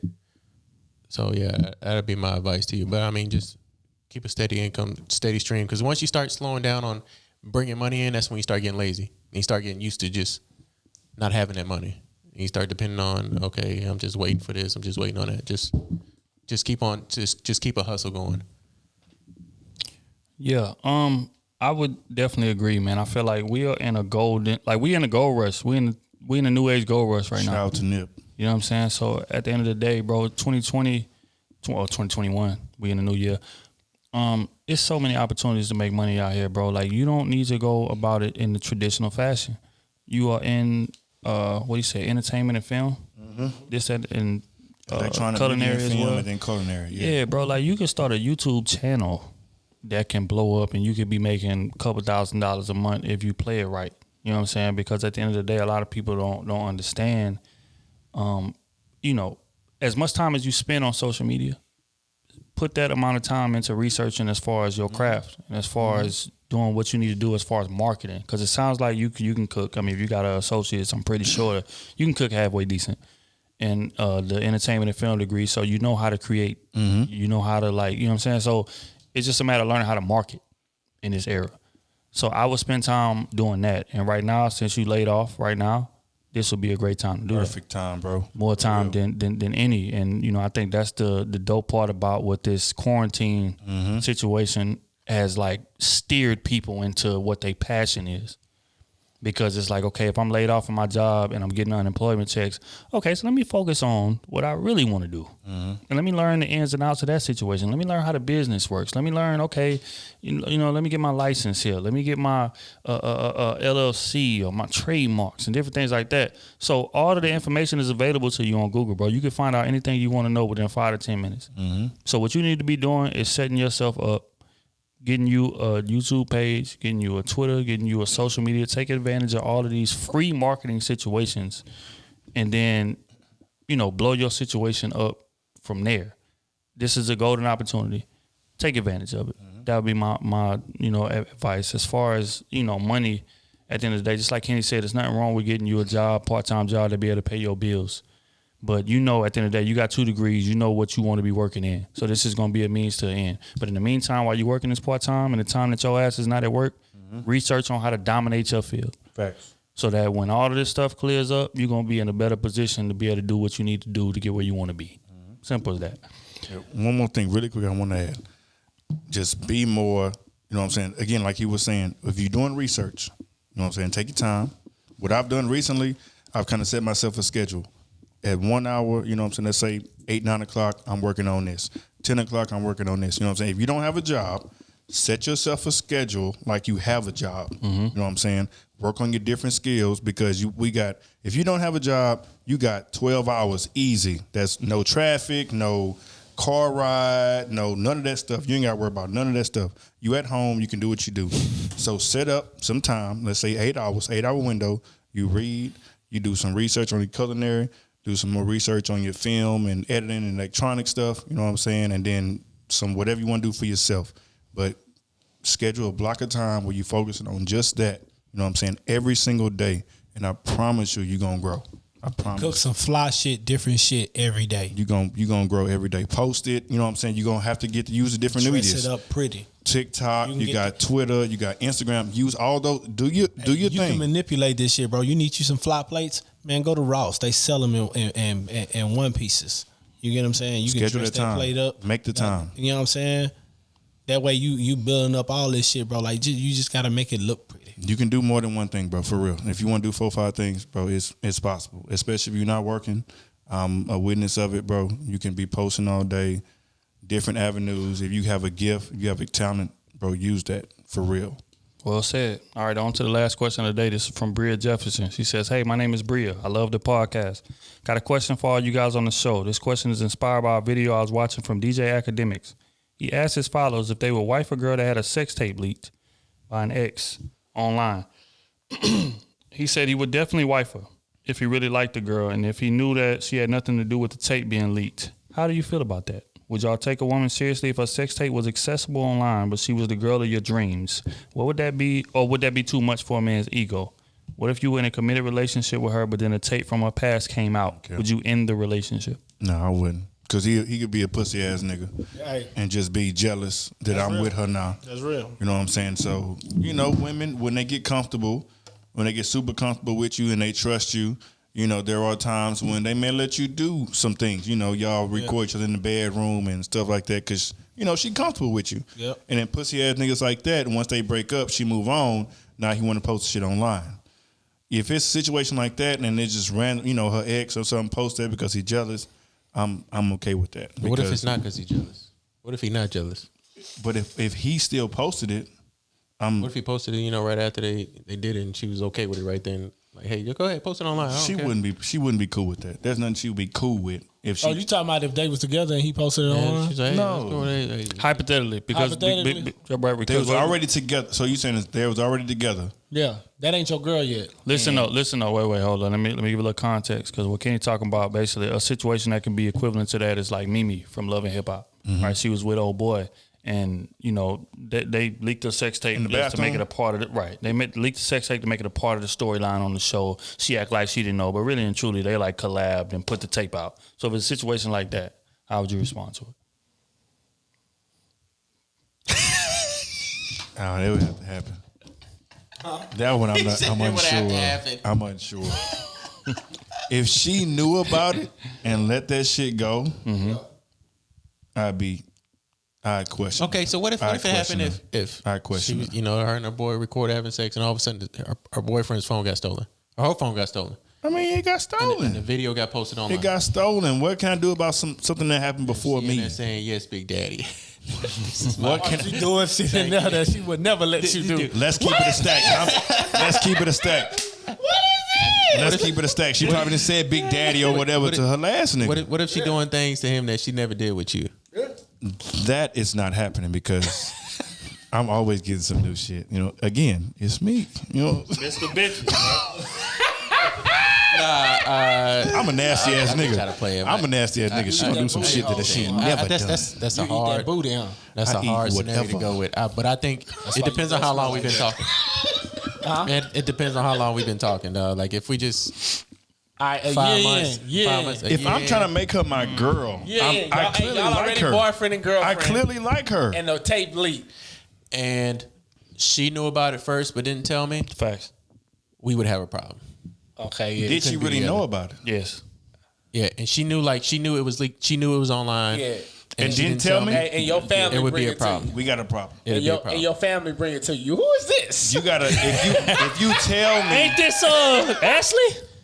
if I'd you be like, tell damn, me, we did that position last. Oh, my bad, mama. My bad, mama. if you tell me a certain situation happened and it might be online, okay, we can talk about that. Yeah. So all right, look. What if But the tape already out? if you don't tell me, But look though, we got problems. What if you're not dating her, right? The tape already out, and she tell you off the rip, like y'all start talking, and then she tell you, like once she get comfortable with you, she say, "Look, I got a sex tape that I agreed to come out."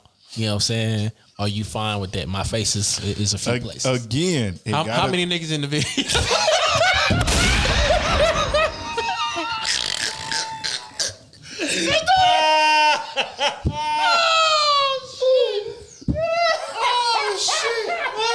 My bad. So the amount of niggas in the One video dick or matter? two dicks? It don't. Don't? I'm asking you. Hold up, he asking that mean it don't? She end up with 4 niggas I'm asking on the him. leads. So what you saying? One dick is She over cool. getting baptized. One dick is cool. 3 dicks is no. Hell nigga. I was just making Otis. sure. I know you would do a threesome with 2 dudes and just your girl, but we talking about me here. What a goddamn thing. Fuck that. Hell no! If there's a video out there with you with 3 dicks on your face, no. Sorry. You a good woman now. And she making $350,000 a year. I make enough for me. I make enough for me. So if it's two dicks in the video, now it's not cool. I make enough for me. So anything more than one. No, wait, hold tight. Make Hold tight. So you saying that you're not giving people the chance to grow? Is that what I'm hearing? She can grow. She can grow. Just like she let 3 dicks grow in her face. But it ain't gonna be me. She ain't growing with me. I'm sorry. She grew. Oh my God. But it ain't happening. I'm sorry. Hey, I'm sorry, dog. Good job. hey, no. I'm Absolutely. gonna no put the way. shit out. Hey, because at the end of the day, you know what I'm saying? Like, it's different if the situation leaked accidentally. You and your man. 2-3 niggas, you out of there. But you and your man, you know, in the So situation you're not leaked. giving her a chance to grow? No, I'm not. If it leaked I'm not. accidentally and there's 2 niggas in there, She had the chance to She go done. before the situation. She's Sorry. done. That was in your past. I know. It is. Look, what if it's 2 niggas in there? Y'all just like I said, like I gave you the It's situation. 2 niggas in But there. she tell you like, hey, bro, look, It's- this bitch ass nigga leaked the sex No. tape. That's the I homie. was young. That's I the was- homie. That's the homie. That was What's six. up? That Ashley, was what? that was 6 years ago. That was 6 years Y'all ago. 28. She was I was 22. young. She was 22. That's the homie. And I'm gonna be 29. She was 22 when it happened. Y'all 29 now. And I'm be 29 without her. That's the homie. Shout out to Ashley. That's the homie. That's my. I'm sorry. That's the homie. I But can't relationship, get, no. I can't get over it. I'm I get sorry. you. I get you. It's gonna be in the back of my head I get you. that you just. Every time you hit, you're gonna be thinking about the other niggas that's been. All you gonna see is dicks on. Fam, 3 niggas on camera, bro. What's that one movie? What's that? Is that best? Is that Best Man? One movie? Is that Best Man? Best Man Holiday? Yeah. Yeah. The video of her, you know, and that was just one dude. Yeah. He over there watching the video over and over again. Imagine two His dicks on partner her had to face. slam had to slam the phone. Nigga, that's the devil talking. It's over. No, I'm It's sorry. over, bro. I'm sorry, dog. I'm sorry. No. You can judge me whatever you want, but I just can't do it. I get you. I get you. Okay, on that note, man, we're going to wrap this thing on up and get up out of here. Y'all boys, shout out to our social medias and things of that nature.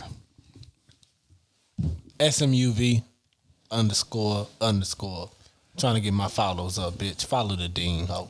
I always wondered why they call you smooth when you wasn't the smoothest nigga around. But anyway, Wow.